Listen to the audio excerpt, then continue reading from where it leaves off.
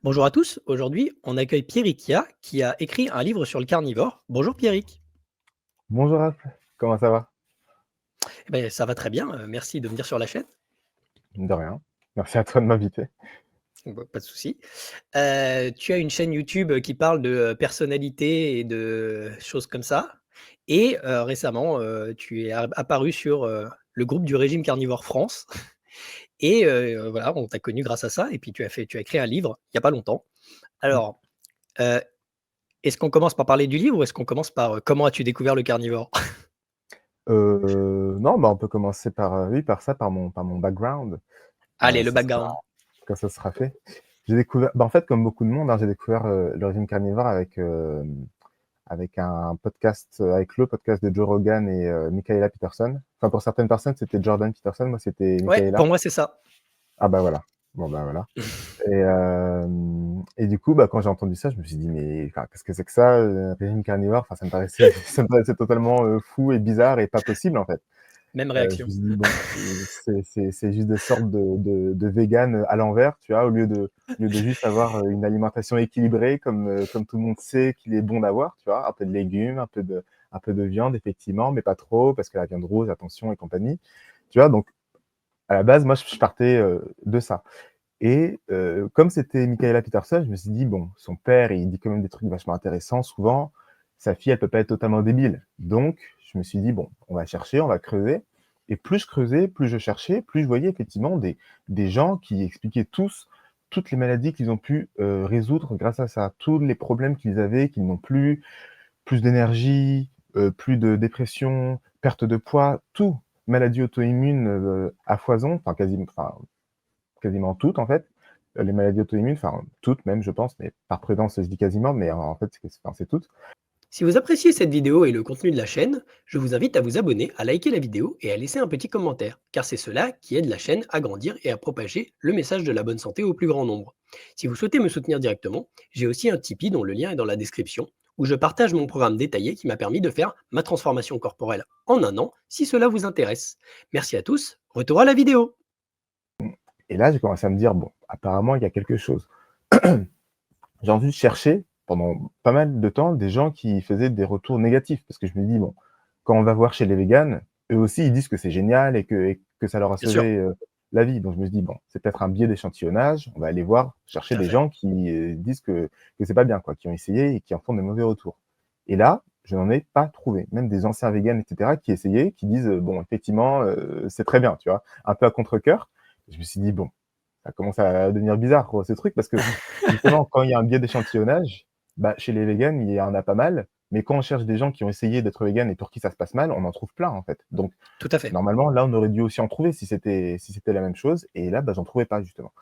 Et du coup, bah, j'ai essayé moi-même, à plusieurs reprises, j'ai continué de chercher, j'ai vu, amasser plein, d'informations, d'études, de témoignages de gens qui parlaient et cetera. Enfin bref, je me suis passionné en fait pour le sujet depuis donc 2019. Maintenant ça fait 5 ans que je connais ça et j'en parlais tout le temps autour de moi. Je parlais des huiles végétales à qui veut entendre, je parlais du régime carnivore à qui veut entendre, et cetera quoi, en gros. Et voilà et là du coup je me suis dit: «Bah, ma chaîne elle parle pas de ça et compagnie». Je me voyais même pas vraiment devenir, influenceur carnivore et cetera, mais je voulais quand même, voilà, partager, faire découvrir et comme je disais, enfin, comme je le dis même dans l'intro du livre, en fait, j'en avais tellement parlé avec tellement de gens, que ce soit sur internet, en débat Twitter, bon, c'est souvent assez stérile, mais en tout cas, j'ai ça permet quand même d'affiner ses arguments. J'en parlais Mm. tellement, tout le temps et j'ai tellement, essuyé d'insultes, bon, ça surtout sur Oui. internet, Oui, contré tellement d'objections, répondu à plein de questions, en fait, je me suis dit: «Mais en fait, enfin, mais j'aurais de quoi en écrire un livre». Du coup, bah, je me suis dit: «Bah, bien je vais en sûr. écrire un livre» et voilà, ce sera ma contribution. Juste pour, revenir sur, les les témoignages négatifs. Ouais. Moi j'en ai trouvé personnellement, il y en a Oui, oui, quelques-uns, moi aussi. Vas-y. mais, ils sont très peu déjà premièrement Mmh. et deuxièmement, la plupart du temps, il y a aussi un biais sur les gens qui ont essayé. C'est-à-dire que soit ils ont essayé pas longtemps du tout, c'est-à-dire genre un mois. D'accord. Et effectivement, là, tu passes, sur la grippe cétogène et et c'est là où, tout va mal. Donc effectivement, entre guillemets, oui, c'est pas forcément le premier mois. À partir du moment où les gens testent 3 mois et plus, ouais, je crois pas avoir vu de de retour en arrière, ou en tout cas, si c'est des retours en arrière, genre Paul Saladino ou des gens qui sont en très bonne forme physique et qui l'ont fait pendant 2 ans et quelque chose, ils restent en animal based, c'est-à-dire qu'ils remangent quelques fruits de temps en temps et des noix, mais c'est pas une mauvaise expérience, quoi. C'est ça. J'en ai très peu vu. Ouais, c'est ça que j'ai voulu Voilà. dire, c'est qu'en fait, j'ai jamais vu des gens qui l'ont fait pour de vrai et qui en Mm. ont fait un mauvais retour. Mais évidemment, quand tu fais ça pendant une semaine, tu as juste envie de manger du sucre parce que tu es pas encore totalement sevré, donc tu vas te sentir mal. Il faut que tu le fais Exactement. encore plus longtemps, tu es en plein dans la grippe cétogène, comme tu viens de dire. Donc là, effectivement, mais je parlais vraiment des gens qui l'ont fait pour de vrai. Tous les gens qui l'ont fait Oui. pour de vrai pendant une période de temps significative qui permet d'avoir des vrais résultats, j'ai jamais trouvé d'avis négatif. Et il y a un biais aussi. Alors moi, je crois un des plus connus que j'ai vu, ça doit être Nassim Sihili en français, qui l'a Ouais, testé pendant 30 jours et il a arrêté. Pourquoi? Il a pas arrêté parce qu'il se sentait mal, il l'a arrêté parce que son docteur lui a dit: «Ton cholestérol, il est élevé». Ah oui, sauf ouais, c'est ça. qu'on sait que le cholestérol, c'est une mauvaise métrique, donc pas de bol, et que Exact. c'est très, très bien d'avoir un haut taux de LDL de 3 grammes par litre. Mmh, C'est là où tu as le moins d'incidence de mourir de toutes causes confondues. Heu, mmh, mais ça, les médecins, ils le savent pas. Sur le papier, ils te disent: «Non, non, il faut moins mmh. de 1,5». C'est Donc Ouais, voilà. bah, Donc parce que moi ouais. non plus, j'ai pas trouvé. Tu as fait ton régime carnivore pendant 4 ans et tu as commencé à écrire le livre l'année dernière, c'est ça? Non, quand j'ai découvert le régime carnivore, la première fois, j'avais essayé, genre 3 jours, mais en fait, j'étais C'est pas beaucoup. étudiant et en fait, les viandes, bah, ça coûtait hyper cher. Donc du coup, bah, Oui. j'avais arrêté. En fait, après, petit à petit, assez progressivement, du coup, j'ai pas vraiment de date précise, progressivement, du coup, bah, je voyais que certains aliments, bah, c'était pas la peine de les manger et cetera. Donc en fait, plus le temps a passé, plus je me suis mis à devenir, cétogène carnivore. Et ça depuis ouais, depuis, 3 ans environ, je pense que je mange comme ça. Principalement, carnivore, depuis aussi un bon moment. Et hem et là, depuis quelques mois, depuis 2-3 mois, c'était ouais, depuis 2 mois, je crois, j'ai repris une alimentation classique, classique. Donc là, je remange, du riz, je remange, des grains affinés, je remange les huiles végétales, j'ai toujours du mal parce que c'est Ça sent tellement, terrible. c'est ça, c'est tellement Et pire mauvais et Ouais. inutile et ça sert tellement à rien. Genre parce qu'en fait, le sucre, au moins, c'est bon, tu vois? Genre c'est un poison, mais au moins c'est bon. Ça a Alors bon que les goût. huiles Ouais, c'est vrai, c'est voilà, ça. ça. Alors que les huiles végétales, vraiment, ça sert à rien du tout, quoi.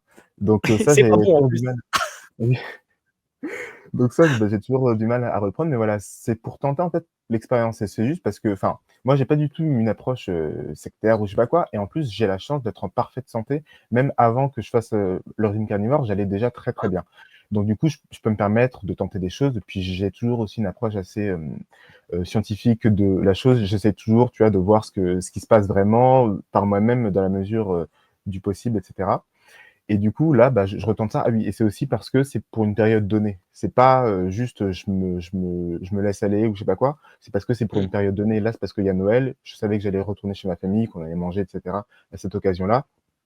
Et justement, il y a 2-3 mois, j'avais aussi eu, un truc qui faisait que j'avais mangé parce qu'on avait eu un regroupement familial, parce qu'il y avait mon neveu qui venait de naître et cetera. Donc du coup, je me suis dit: «Bah, pendant cette période-là, il y a un début, une fin, comme ça, c'est cadré. Je vais essayer pour voir et on verra, ce que ça donne. Est-ce qu'au final, en fait, quand tu fais un régime carnivore, après, tu te sens bien pour toujours? Ou est-ce qu'en fait, des choses peuvent revenir et compagnie? Après, comme j'ai dit, je suis pas le meilleur, cobaye parce que je vais bien de manière générale, même quand je mangeais, mal, j'allais bien, tu vois? Je suis le genre de personne qui peut manger n'importe quoi, ne jamais grossir et cetera. J'ai un Il y a de la métabolisme chance. assez, clément. Ouais, c'est ça. Du coup, bon, je suis pas le meilleur cobaye, mais j'ai quand même vu des symptômes, enfin, des choses qui reviennent, des choses qui n'étaient pas là avant et cetera, quoi. Bah, je t'en prie, liste-moi les Ah choses OK. qui reviennent et qui sont pas bien. Vas-y. Ouais et ben, justement, c'était il y a 3-4 jours maintenant là, j'ai eu un maux de tête assez, désagréable, ce qui ne m'arrive pas quand je suis cétogène, par exemple, quand je suis carnivore, pardon. Quand je mange que de la viande, j'ai pas ces ça enfin, quand je suis cétogène aussi au final, mais ça fait longtemps que enfin, je sais plus vraiment. Mais quand je suis carnivore, en tout cas, j'ai pas ces symptômes-là, clairement. Je dors beaucoup moins bien aussi depuis, en fait, au début, ça allait. Les premières semaines, franchement, je voyais quasiment aucune, différence et tout allait bien et cetera. Mais c'est là depuis ouais, depuis environ un mois que les choses commencent à revenir. Je dors beaucoup moins bien, au niveau de mes articulations, moi, j'ai toujours eu un problème, au genou depuis que je suis, petit Rien de grave, mais j'avais toujours eu une douleur, en fait, une petite douleur que je ne sentais plus, en fait, depuis, enfin depuis ouais, depuis peut-être 1 an, un truc comme ça, depuis, ouais, enfin, très longtemps, quoi. Et là, bah, ça commence à revenir un peu. Quand je monte l'escalier, que je force un peu sur le genou, gauche, je sens que ça me fait un peu mal alors que ça n'était pas là avant. Ça n'était plus là avant. Et bon, encore une fois, c'est pas des douleurs énormes, je dors quand même la nuit, j'ai pas non plus des migraines chroniques, handicapantes et cetera. Mais je sens quand même des petites choses qui reviennent, des petites choses que je n'avais pas avant. Ça reste, sporadique, c'est pas non plus handicapant, mais voilà, je sens que mon état de santé général baisse effectivement quand je reprends une alimentation, classique. Ouais, moi j'ai fait une expérience aussi où j'avais remangé du sucre pendant une semaine et c'est pas ça va, on survit, on va pas Oui, mourir, mais c'est ça. mais c'est vrai que, tu as une petite anxiété, tu es moins, enfin, moi, en tout cas, je sens que j'ai une anxiété qui est pas normale quand je remange des glucides, donc ou Mmh, du sucre précisément. Alors là, c'est le lendemain, j'ai une mini dépression, je suis pas bien, je me sens mmh, anxieux sur des trucs sur lesquels je me pose pas de mmh, questions d'habitude et ça me perturbe beaucoup, hein. Je me dis: «Waouh, mmh, c'est dingue quand même, la physiologie, ça fait quand même des choses étranges, hein». mmh. Est-ce que toi, tu as eu un impact mental, entre les différents régimes ou? Mental, pas trop, effectivement. J'ai eu, des petits, problèmes, pendant la période, là, dans laquelle je mangeais mal, mais je pense que c'était plus dû à ça que dû à mon alimentation, mais rien de grave. J'étais pas non plus extrêmement stressé. C'était pas non plus des problèmes très graves, mais ça me comment dire? Ça me travaillait un peu pendant quelques jours, quoi. Mais bon, je pense que c'était plus par rapport à ce qui s'est passé que par rapport, à mon alimentation parce qu'après je ne l'ai plus eu et avant je ne l'avais pas non plus, donc ça me paraît pas être ça la cause, quoi. Donc au niveau mental, non, en vrai pas trop, mais par contre au niveau énergie, globale, tu vois? Ce qui joue quand même sur l'humeur, tu vois? Parce qu'effectivement je suis aussi plus fatigué. Déjà quand tu dors, moins bien, bah, du coup tu es plus Oui. fatigué, mais même dans la journée, je sens que j'ai moins d'énergie. En début d'après-midi, tu vois, je commence à être beaucoup moins productif et compagnie, alors que j'ai une énergie qui est beaucoup plus stable justement quand je suis carnivore. Là, je sens que voilà, je suis plus apathique, je suis moins énergique et cetera et cetera. C'est pas vraiment par rapport à mon humeur, c'est pas vraiment mental, mais ça joue quand même sur, tu vois, ta motivation au quotidien, sur ta détermination, sur ta productivité et cetera, quoi. Oui, est-ce que tu penses que c'est plutôt un crash glucidique ou que c'est plutôt une histoire de digestion? Franchement, je pense que c non, je sais pas. Non, non, je pense que c'est plutôt un crash, glucidique parce qu'en fait, si c'était digestif, ce serait particulièrement, peut quelque temps après avoir mangé et cetera. En fait, c'est même Ouais, pas ça, c'est juste mon énergie globale qui se vide plus facilement, quoi. On dirait que, bah, en OK. fait, comme je suis plus, en cétose, bah, du coup, puisque je tire beaucoup plus mon énergie, de produits sucrés, enfin plus qu'avant en tout cas, je consomme pas non plus, trop de sucre, mais quand même un peu, alors qu'avant, bah, pas du tout. Du coup, bah, mon énergie, elle va baisser beaucoup plus vite, quoi, parce que c'est pas stable, c'est pas viable comme source d'énergie, quoi et je pense que ça vient plutôt de là, ouais. Donc du coup, tu as débattu sur Twitter avec, des véganes et autres et du coup, tu t'es dit: «Je vais écrire un livre carnivore». Mmh. Comment ça s'est passé? Quelles ont été les difficultés rencontrées? Qu'est-ce qui t'est arrivé? Non, bah, j'ai parlé en fait, même pas spécifiquement avec, des véganes, moi c'était plus avec des gens, normaux justement en fait qui parce qu'en fait, je partais pas Des en mode, curieux? débat. Oui, c'est ça. Je partais pas en mode débat, je vais leur prouver qu'ils ont tort et cetera. C'était plus des gens qui se posaient des questions et cetera. Bah, j'essayais d'apporter des réponses, mais il y avait d'autres gens qui venaient dans la discussion ou alors eux-mêmes me disaient: «Tu es sûr? C'est bizarre» et cetera et du coup, bah, au début, ça part d'une discussion, polie et après bon, sur, les réseaux sociaux, forcément, on y met moins les formes et ça devient un peu plus agressif, sur la fin, quoi. Hem, mais donc ouais, je parlais avec beaucoup de gens et en fait, c'était, souvent les mêmes, choses qui reviennent, en fait et ce sont aussi les choses que moi-même je me disais. Mais c'est pas possible, on sait bien que les végétaux, ça nous donne, des antioxydants, des vitamines et cetera, c'est indispensable. Si tu manges que de la viande, tu vas avoir, les artères bouchées, tu vas avoir, des problèmes cardiovasculaires et compagnie. Quelles sont tes sources? Évidemment, le fameux «Quelles sont tes sources?» Ah oui, hem, Plein de choses comme ça, quoi.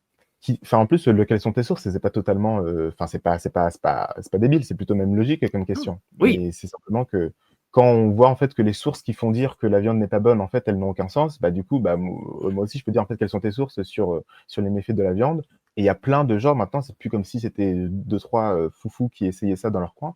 Il y a des millions de personnes maintenant qui sont carnivores. Il y a des témoignages par dizaines de milliers, donc et les sources, il y en a en fait, on peut vraiment voir que ça marche effectivement.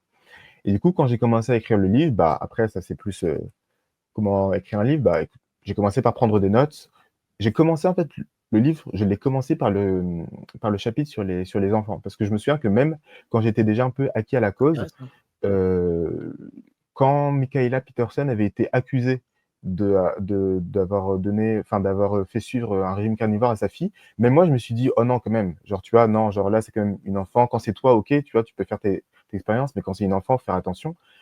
Et après, bah, je me suis rendu compte, bah, non, qu'en fait, justement, c'est la meilleure chose possible à faire pour un enfant en particulier, en fait, toutes les personnes qui ont une santé, importante. C'est-à-dire tout le monde, mais en Oui. particulier les enfants, en particulier les personnes âgées, en particulier les personnes malades et cetera, quoi.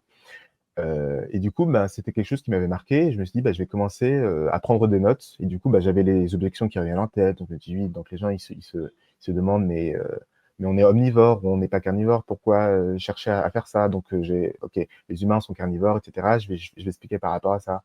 Les enfants et cetera, je vais expliquer par rapport à ça. Les trucs, scientifiques, pourquoi est-ce que la science, dit à peu près n'importe quoi sur le sujet? Je vais aussi parler de ça. Donc je commence à prendre des notes. Après petit à petit, bon, ça devient des notes, après ça devient des chapitres et tu commences à écrire et compagnie, quoi, en gros.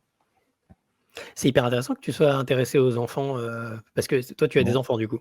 Ouais, j'ai une fille qui a, oui, donc OK. elle a 15 mois. En gros, elle a 15 mois. Moi, j'ai 25 ans, bientôt 26 là, le 5, janvier. Oui et donc du coup, bah, ça me paraissait important parce qu'effectivement, enfin, ma compagne aussi, elle est très au courant des choses du style, accouchement naturel et cetera. Donc en fait, on est très au courant de la santé, du régime carnivore et on est aussi très au courant de l'éducation des enfants, de ce qui est le mieux pour eux, pour leur psychologie, pour leur santé et compagnie, quoi. Donc ça fait un peu la synthèse de toutes les choses qui m'apportent dans la vie, la santé et le bien-être des enfants pour qu'ils puissent bien grandir. Donc et en plus, encore une fois, même chez les carnivores, bah, déjà, on en parle peu au final, le des enfants, c'est pas un sujet qui revient souvent et même moi qui étais déjà acquis à la cause, j'avais trouvé ça un peu par réflexe, un peu: «Non, non, pas les enfants», tu vois? Donc du coup, je me suis dit: «Ouais, c'est un truc important» et du coup, bah, c'est ça qui m'a permis de me lancer, quoi. En plus, on commence à avoir quelques témoignages intéressants, bah, dont Andy, sur Ouais, lequel tu es passé sur la chaîne d'ailleurs, ouais, qui, a fait faire un régime cétogène à son fils de 8 ans et qui a, de bons résultats sur les TDAH, que son fils est plus calme, plus concentré, c'est donc c'est déjà sur un enfant de 8 ans, ça fonctionne bien, mmh, et je sais pas au niveau des Américains, mais les quelques témoignages que j'ai vus sur Facebook, il y a quelques parents qui ont fait faire des régimes carnivores à des bébés assez jeunes et cetera et ils se développent beaucoup plus vite que la moyenne, ouais, ils marchent plus vite, ils parlent plus vite, ils sont, mmh, enfin voilà, ils ont tout mmh, plus vite que les autres donc ça veut dire que le développement fonctionne vachement mieux, quoi. mmh. Ouais, c'est assez encourageant, hein. Clairement. Moi, ma fille, elle, effectivement, elle a marché, assez vite. Elle est très, très mobile, elle grimpe sur des trucs et cetera, là où les autres enfants, enfin, n'y arrivent pas. Après chaque enfant est différent et cetera, mais quand même, en moyenne, effectivement, elle est quand même plus rapide. Elle parle pas encore. En revanche, il y a certains enfants qui parlent déjà un petit peu à cet âge-là. Elle parle pas encore, mais en tout cas, elle grandit très bien. On voit bien qu'elle est, comment dire? Aware de ce qui se passe autour d'elle et cetera, quoi. Elle est Consciente. éveillée, voilà. Oui, voilà, Mmh. consciente, éveillée, elle est, effectivement, il y a aussi des études qui montraient que ce n'était pas sur des enfants carnivores, mais je crois que c'était par rapport, aux végétariens versus, enfants normaux, enfants végétariens en plus, enfin bon bref. Hem et on voyait aussi qu'ils avaient un plus haut QI, que leur connexion neuronale se faisait, bien mieux et cetera. Enfin, tout en fait, va beaucoup mieux quand on mange de la viande et a fortiori quand on est carnivore, effectivement. Ah, c'est génial, j'avais pas ces infos-là, mais Mmh. moi ça m'intéresse beaucoup. J'essaye de mettre ma fille au régime carnivore, mais elle est déjà addictée aux glucides, donc c'est un peu compliqué et en plus, elle a des problèmes au niveau du goût, elle aime pas le goût des aliments carnés, donc ça va être compliqué, mais Ouais. ouais, j'ai bon espoir. Donc du coup, ta fille, tu l'as nourrie carnivore depuis la naissance alors du coup? Ouais, quasiment, quasiment. On lui a Waouh! déjà donné, des petits légumes, des poivrons, des choses comme ça. Trucs sucrés, jamais. Elle n'a jamais mangé de choses, sucrées. Par une fois, sa mère lui avait donné une goutte, de Fanta, mais c'est tout, quoi. C'est le seul truc, sucré qu'elle a mangé de sa vie et enfin, c'est ce que je dis dans le livre. Je dis: «Et de toute manière, un régime alimentaire, c'est assez facilement réversible dans 99 des cas». C'est rare que vraiment il y ait enfin, quand on le fait pas pendant trop longtemps, en tout cas, c'est souvent il y a moyen de s'en sortir, quoi. Il y a beaucoup de gens qui ont passé leur vie entière à mal manger, et cetera. Ils deviennent carnivores. En quelques mois, au bout de quelques années, bah, les pires 3 cas, années, oui. ils reprennent quand même une santé qui est clairement, acceptable, alors qu'ils étaient Bien vraiment sûr. partis de loin et depuis toute leur vie, quoi. Donc moi, je dis, de toute manière, essayez. Si vous remarquez la moindre chose bizarre chez votre enfant, et cetera, arrêtez immédiatement et donnez-lui, des petits pots et allez suivre les recommandations, des nutritionnistes. Sauf qu'au final, bah, effectivement, en fait, on voit qu'elle va très bien, qu'elle va même mieux que tous les autres, enfants. Donc c'est ça qui permet de voir que effectivement, ça marche et même a priori, après il faut jamais faire, les choses parce qu'a priori, c'est censé marcher. Mais effectivement, a priori, on peut quand même faire des hypothèses et ça me paraissait logique parce que comme on l'a évoqué, effectivement, les humains sont naturellement carnivores. À la préhistoire, il n'y avait pas de petits pots pour enfants avec des purées de je sais pas quoi, dedans, tu vois? Ils mangeaient comme les parents, écrasés, en petits morceaux pour qu'ils puissent le manger, mais ils mangeaient en fait la même chose, tu vois? Et c'est effectivement ce qui se passe avec ma fille et ça lui va très, très bien. Et donc, je présume, pas de maladie infantile ou très peu ou, Non, non, non, rien de tout c'est ça. Elle magnifique. a été malade, 1 fois pendant, 30 heures environ, un peu moins de 2 Ah, c'est jours, elle, rien. ouais, absolument rien du tout. Une fois En pendant 15 30 mois, heures, mais c'est ça.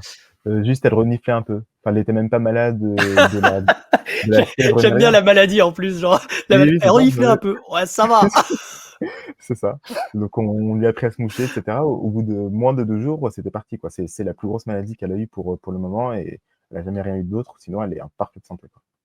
Ça, c'est hyper encourageant parce qu'aujourd'hui, Ouais. le nombre d'enfants qui naissent qui ont, les oreillons, la rougeole, des tonnes de maladies infantiles qui sont, hyper embêtantes et où tu vas passer une Mmh. semaine à ramener, ton enfant chez le médecin tous les jours, machin, Ouais, une non, galère. Non, ouais, totalement. non, c'est hyper encourageant. As-tu réussi à convaincre des gens dans ton entourage de Effectivement, changer? ah si, si, ah oui, oui, bah, j'ai failli dire non, mais si, si. Mon meilleur ami qui a un restaurant de burgers, donc il n'était pas déjà totalement contre la viande, quoi, Mmh. a lui maintenant une alimentation cétogène, disons. Il a quand même bien réduit pas mal de choses. Les huiles végétales, il les a quasiment bannies. Pas mal de fruits et de choses sucrées, il les a totalement bannies. Il mange toujours parfois quelques grains raffinés. Il mange toujours parfois un peu de riz ou parfois un peu de pâtes, mais c'est vraiment rare. En général, Mmh. c'est légumes et viande et il sait maintenant que la viande, c'est super. Il en mange beaucoup plus qu'avant, dans ce restaurant, ils font des frites à la graisse de bœuf. Donc il est Oh! Ouais, donc du coup, bah, il a pas mal de graisse de bœuf et cetera pour faire cuire ses plats. Ce sont des petites habitudes, mais au lieu de mettre de l'huile pour faire un truc, bah, tu mets du beurre, tu mets de la graisse de bœuf, tu mets des choses comme ça et tout ça maintenant, bah, il le fait effectivement, quoi. Donc il est pas carnivore, 100 mais c'est pas grave. De toute manière, Non, tant qu'on va du pire au mieux, tant qu'on est sur cette trajectoire-là, bien sûr. c'est ce qui compte et c'est effectivement ce qu'il fait, ouais. Oui, de toute façon, on est pro santé évidemment, mais si Ouais. le cétogène pour vous ça suffit, même si l'animal based pour vous ça suffit, Ouais, tant c'est ça. mieux. Vous avez pas besoin d'être aussi extrémiste que nous, Mmh. mais c'est sûr que, plus on va d'ailleurs tu l'as mis dans ton livre, il y a un petit diagramme avec les différents régimes qui sont contenus les uns dans les autres Ouais, et plus on va vers le Lion Diet et plus, c'est, réparant pour le corps, quoi. c'est C'est-à-dire ça. que vraiment quand on mange juste du bœuf et du sel, si vous voulez faire l'élimination ultime pour voir ce qui marche pour vous et réintégrer des trucs après, vous allez jusqu'au bout, vous mangez du bœuf, du sel, de l'eau, vous faites la Mmh. Michaela Peterson et après vous réincorporez pour voir, ce qui vous donne des effets ou pas, quoi. Exactement. Exactement. Mais le truc, c'est que, enfin, comme tu as dit, même en animal based, il y a des gens, si ça leur convient, franchement, tant mieux. Si avant c'était pire, tant mieux. Après, c'est bien effectivement tu vois, de resserrer, le cercle et de éliminer petit à petit. C'est mieux si ça va dans ce sens-là. Mais bon, le but, c'est pas de chercher à être le plus pur, des carnivores et devenir Non. de tomber dans une orthorexie un peu malsaine, à commencer à psychoter dès qu'on mange un truc. Le but, c'est simplement d'être en bonne santé, de se sentir bien et la santé, c'est tellement important, ça a une influence sur tellement tout le reste. C'est vraiment important de faire, entre guillemets, «le minimum», au moins le minimum et après évidemment, plus on le fait à 100 mieux c'est et mieux on se sent et mieux c'est, quoi. Mais voilà, en fait, pour moi, en fait, à partir de paléo, on commence à rentrer dans des trucs à peu près pas mal, tu vois? On Mmh. commence à être, relativement bien. Après évidemment que c'est mieux carnivore, mais bon, voilà. Oui, de toute façon, le but, c'est de faire l'équilibre entre santé et plaisir. Moi, je suis pas parfait, hein, je bois encore du café et je mange des noix de temps en temps. Mmh. Donc je suis plus, entre guillemets, je suis encore je suis à 90 carnivore, mais je suis, cétogène, en fait, parce que je mange des Mmh. noix de temps en temps, quoi. OK. Heu, mais c'est oui, et faut faire la part des choses entre la désinformation et le plaisir. C'est-à-dire que, bon, ouais, bah, si vous mangez un dessert, 1 fois par semaine, bon, ça va pas vous tuer si vous mangez énormément de viande et cetera. Heu, Arrêtez les huiles végétales parce que ça c'est le pire truc. Je crois, moi, dans le classement, je pense que c'est même pire que le sucre, les huiles Ah végétales. oui, oui, Faut vraiment que oui, tout oui, le moi monde arrête, quoi. je préfère le sucre, aux huiles végétales, clairement. C'est meilleur en plus, donc on peut Oui, en comprendre. plus. Quitte à s'empoisonner, autant que ce soit dans la joie C'est et ça, la bonne humeur. exactement! Quitte à s'empoisonner, autant que ce soit au moins bon, quoi. Ouais, Donc du coup, oui, alors du coup, tu as réussi à convaincre ton meilleur ami de passer en cétogène, c'est déjà énorme. ouais. Heu mais enfin, moi, je sais que nul n'est prophète en son pays. C'est-à-dire que même si tu as des Mmh, curieux, parce que moi, j'ai des amis très, très proches, qui ont vu les résultats puisqu'ils me voient tous les jours, donc forcément, ils ont mmh, vu que j'ai minci, ils ont vu que j'ai gagné en muscles, ils ont vu que je vais beaucoup mieux, que je suis plus extraverti, que j'ai plus de confiance en moi, que machin, voilà, des tonnes de choses. Et malgré qu'ils soient convaincus par, les résultats que j'ai, mmh. eux, dans leur tête, c'est pas possible, quoi. Dans leur Ouais, tête, parce qu'ils sont addictés aux glucides ou voilà. ouais. Bah, le truc, c'est qu'en fait, comment dire? Il y a aussi une question de, en fait, ils se rendent pas forcément compte que ça pourrait les aider parce qu'en fait, quand tu as pas de problème, tu te dis: «Bah, j'ai pas de problème, donc ça me concerne pas», tu vois? Les gens qui ont des maladies et de toute façon, même dans les communautés carnivores, ce sont souvent des gens qui avaient des maladies, qui avaient des problèmes de santé manifestes, Tout à fait. qui ont du coup la motivation pour devenir carnivores. Mais effectivement, quand tu vas à peu près bien, moi, c'est vraiment parce que j'étais dans une démarche, en fait, enfin, c'était aussi à une époque où j'aimais bien, expérimenter plein de trucs et cetera. Je remettais aussi pas mal de choses en question et cetera, comme j'étais relativement jeune.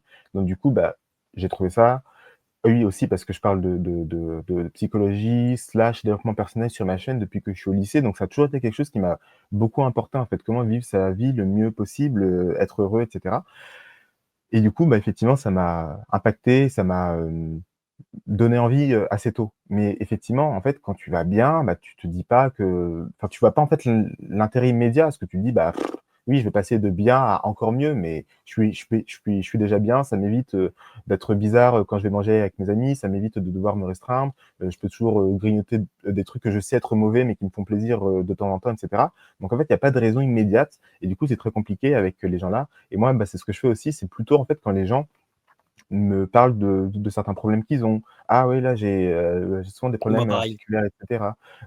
J'ai» tu vois? Enfin, je sais pas, je dors un peu mal ou je sais pas quoi. Ou quelqu'un qui me raconte qu'une personne, dans sa famille a des maladies auto-immunes, des maladies de Sjögren ou des choses comme ça, des maladies de Crohn et compagnie. Bah, là, tu vois, je vais dire: «Ah, bah, d'ailleurs, il y a beaucoup de gens qui avaient le même problème et qui ont pu guérir grâce à ça», tu vois? Et quand je vois qu'il y a un intérêt, je les écoute bien et quand je vois que là, ça pourrait les intéresser par rapport à quelque chose de précis. Là, je leur en parle et petit à petit comme ça, bon, j'essaye en tout cas, de juste faire en sorte qu'ils sachent que ça existe. Après, les gens font ce qu'ils veulent de toute manière. C'est comme la cigarette, on sait tous que c'est horrible et cetera. Mais il y a toujours des gens qui fument parce que, parce qu'ils s'en foutent et ce sera toujours comme ça. Mais au moins, voilà, quand il y a des gens pour qui ça pourrait vraiment être utile et cetera, je veux juste qu'ils sachent que ça existe. Comme ça, que si un jour ils en ont marre, de leurs problèmes ou s'ils veulent aider quelqu'un, il y a C'est cette ça. voie-là qui existe et ils le sauront, ils pourront décider ensuite, pour eux-mêmes, quoi. Ouais, c'est comme ça que je vois la chose aussi, moi j'en parle effectivement aux personnes qui, en plus il y en a plein, hein. Moi j'ai des amis proches qui ont des problèmes, j'ai Ouais. une amie qui a un diabète, j'ai une amie qui a des TCA, j'ai un ami qui a des problèmes de peau, j'ai un ami qui a un problème d'inflammation au niveau des muscles, j'ai Mmh. plein ils ont plein de trucs. Je leur dis: «Faites un régime carnivore», mais bon, ils Mmh. entre guillemets «ils y croient», mais c'est pas enfin ils y croient. Ouais, c'est ça. Je sais pas s'ils y croient. Ils voient les résultats sur moi, ils savent que je raconte pas n'importe quoi, Mmh. mais il y a un problème psychologique, quoi. C'est un Oui, c'est ça. blocage psychologique de, «Je Mmh. ne peux pas». Et j'ai envie de revenir sur le fait que tu disais, oui, c'est par rapport au fait, quand tu sors au restaurant, tu es un peu bizarre, tu es un peu étrange et tout. Mmh. Ouais, je trouve que maintenant c'est carrément un point positif. C'est-à-dire que je suis tellement étrange que, heu, je deviens le centre de l'attention, sans m'en rendre Mmh. compte parce qu'évidemment je suis tellement bizarre que c'est un point positif, en fait. Je Mmh. deviens, j'attire Oui, oui, tous les regards de tout le monde parce que je fais un truc étrange. Et ouais. alors c'est étrange parce que, bah, finalement j'adore ça. Mmh. J'adore être un extraterrestre et moi je trouve que c'est un point positif d'être hyper différent de tout le monde et de pas, Oui. suivre les normes sociales. Enfin, c'est génial. Moi, mais voilà, je peux comprendre que pour la plupart des gens qui ont envie d'être, intégrés socialement avec des gros guillemets, ouais, c'est un peu étrange, quoi. Oui, bien sûr. Bah, oui, effectivement, enfin, ça fait du coup un trait de, un trait de personnalité, quoi. Ça nous fait Ah, ressortir et cetera. Hem, Après le truc, c'est que oui, il y a des fois aussi pour des enfin moi je me souviens d'une interview de Idriss Aberkane. C'était, Ulrich Guénisson qui interviewait oui. Idriss Aberkane et qui lui est cétogène. Et il disait par exemple, quand il a des rendez-vous d'affaires avec des gens et cetera, tu vois? Bon, c'est parfois un peu gênant de soit ramener sa propre nourriture ou de soit être un peu bizarre machin, parce qu'il y a c'est aussi bien, tu vois, de juste, pouvoir se concentrer sur ce dont on veut parler sans, que l'autre nous voit comme étant un peu bizarre. Tu vois? Quand il y a des fois pour, des raisons professionnelles, des trucs un peu Mmh. sociaux et cetera qui rentrent en jeu, voilà, ça peut aussi être gênant, à ce niveau-là, quoi. Et il parlait du coup du fait que les gens pensaient en fait qu'il était, sans gluten. Alors que c'est pas Oui. enfin, c'était pas qu'une question de gluten, c'est plus large que ça. Même quand on est cétogène, c'est déjà bien plus large que ça. Et du coup, enfin voilà, enfin, je peux comprendre. Après, comme on disait, de toute manière, quand c'est moi, je sais que enfin, je sais, quand je suis invité à des enfin, en fait, comme c'est pas tous les jours non plus, parce que je vis, je travaille à domicile et cetera, donc au final, bon, je mange quasiment tout enfin, tout le temps, ce que je décide moi de manger. Mais quand je suis invité ou quand on me propose un truc, je vais manger normalement le temps juste d'une soirée, le temps de juste d'un truc et après bon, comme c'est rare, je me permets ça et le reste du temps je suis carnivore slash cétogène si vraiment, je sais pas, juste pour goûter un bout de brocoli ou je sais pas quoi. Enfin bon, en fait, ça n'arrive quasiment jamais, mais bon, je ne me l'interdis pas, quoi. Donc au final, moi, dans des situations comme ça, au final, je mange comme tout le monde, mais c'est assez rare pour que je puisse me permettre de le faire. C'est ce que j'explique d'ailleurs dans le livre, à un moment, j'étais chez ma sœur, c'était une réunion familiale et cetera. J'ai mangé, mais n'importe quoi. On avait mangé des gâteaux, on s'était promené, des pâtisseries, des je sais pas quoi, mais parce que c'était un moment précis et parce que je vis pas, à Paris et cetera, donc ça faisait longtemps qu'on s'était pas vus. Si je vivais à côté d'elle et qu'on était voisins, là, évidemment, ce serait totalement différent. Je ramènerais ma propre nourriture. Si elle m'invite ou je sais pas quoi, je lui demanderai de préparer enfin bon, en plus, les plats carnivores sont plutôt faciles à préparer en général. Il y a pas Oui, 3 000 ingrédients, donc c'est plutôt une simple à poêle, faire. Exactement. Une poêle, de la viande, en c'est général, ça. c'est bon, Du ou beurre à du la beurre, limite. c'est ça. Un peu de sel. En général, les gens ont du sel chez Ouais, le chez sel, eux, ça ça va. va. Ouais, ça va. Après, bon, il y a sel et sel, quoi, mais bon, on pourra, en parler après. Mais donc voilà, quoi, donc quand c'est constant, évidemment, là, évidemment, faut mettre, des limites et compagnie. Quand c'est vraiment très occasionnel, c'est pas non plus dramatique, quoi. En fonction des gens. Parce qu'il y a des gens pour qui, justement, une fois, ça peut être, trop. Donc, évidemment, après, c'est en fonction de la situation de chacun. Que moi, c'est pas, moi, une fois, ce serait pas trop en vrai, je pourrais, Oui, c'est ça. remanger, mal, Mmh. mais je sais pas, j'apprécie, d'être, de me tenir alors moi, c'est assez étrange parce que c'est ce que j'ai dit à ma femme qui elle aussi est carnivore, heu, là où elle aurait plutôt tendance à tricher dans des événements sociaux, Mmh. moi, j'aurais plutôt tendance à tricher quand je suis tout seul. Parce que mais Mmh. probablement aussi parce que je fais YouTube, probablement parce que je suis carnivore, probablement parce que Ouais, c'est ma, mon identité, exactement. c'est my brand, je trouve pas le mot en français, ma marque, c'est ma marque de Mmh. fabrique entre guillemets Mmh. et donc du coup, je me dis: «J'ai besoin de prouver aux gens avec lesquels je suis en relation que je raconte pas n'importe quoi et que je fais pas Ouais, n'importe quoi». ouais. Et que du coup donc quand je suis dans une situation sociale, je me sens obligé d'être carnivore, encore plus que quand je suis tout Mmh. seul. Parce que quand je suis tout seul, il y a Exact. personne pour me «regarder» entre guillemets, c'est pas grave quoi. Mmh. Mais quand je suis en situation sociale, je me dis: «Non, non, mais je peux pas tricher et prendre le risque que les gens me disent: "Ah bullshit, tu racontes n'importe quoi, regarde, tu manges ça" et cetera». Exactement. En fait Ouais, je c'est comprends. l'inverse dans ma tête, c'est une pression sociale en plus pour être carnivore. Ouais, bah, oui, pour montrer par l'exemple, en fait. C'est ça, exactement. Hem, oui, donc pour le sel, il y a effectivement, sel et sel, quoi, parce que le sel de mer, la baleine, je sais pas quoi, enfin, tu sais, les sels classiques, en fait, c'est les pires et d'ailleurs, ça, c'est quelque chose que j'ai découvert un peu tard parce que moi, du coup, je prenais le sel, le moins cher, c'était je sais pas combien de centimes pour un paquet de quasiment 1 kilo, quoi. Je me dis: «Bon, bah, super» et en fait, Mmh. non, parce que parfois dans le sel, déjà, il y a des, anti-caking, je sais plus comment on dit ça en français, des anticoagulants.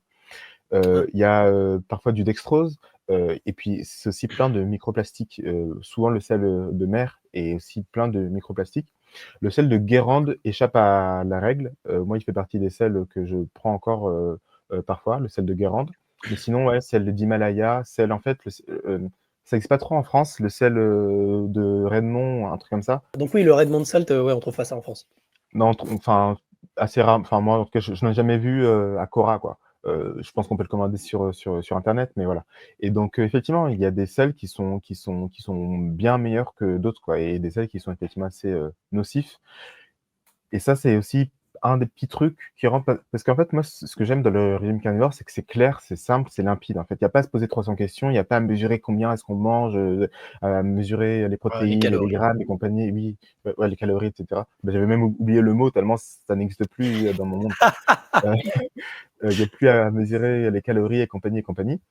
Les seuls trucs auxquels il faut faire attention, c'est prendre évidemment, bah, pas de la viande transformée. Quand on parle de régime carnivore, c'est pas du saucisson, Justin Bridou ou du jambon tout rose, plein de nitrés et compagnie. C'est de la vraie viande, sans transformation et le sel. Aussi prendre et le beurre aussi. Ah oui, bah, ça, c'est quelque chose qui m'est arrivé aussi quand j'ai eu mon premier non, non, mon deuxième, c'est quand je me suis installé après avec ma compagne.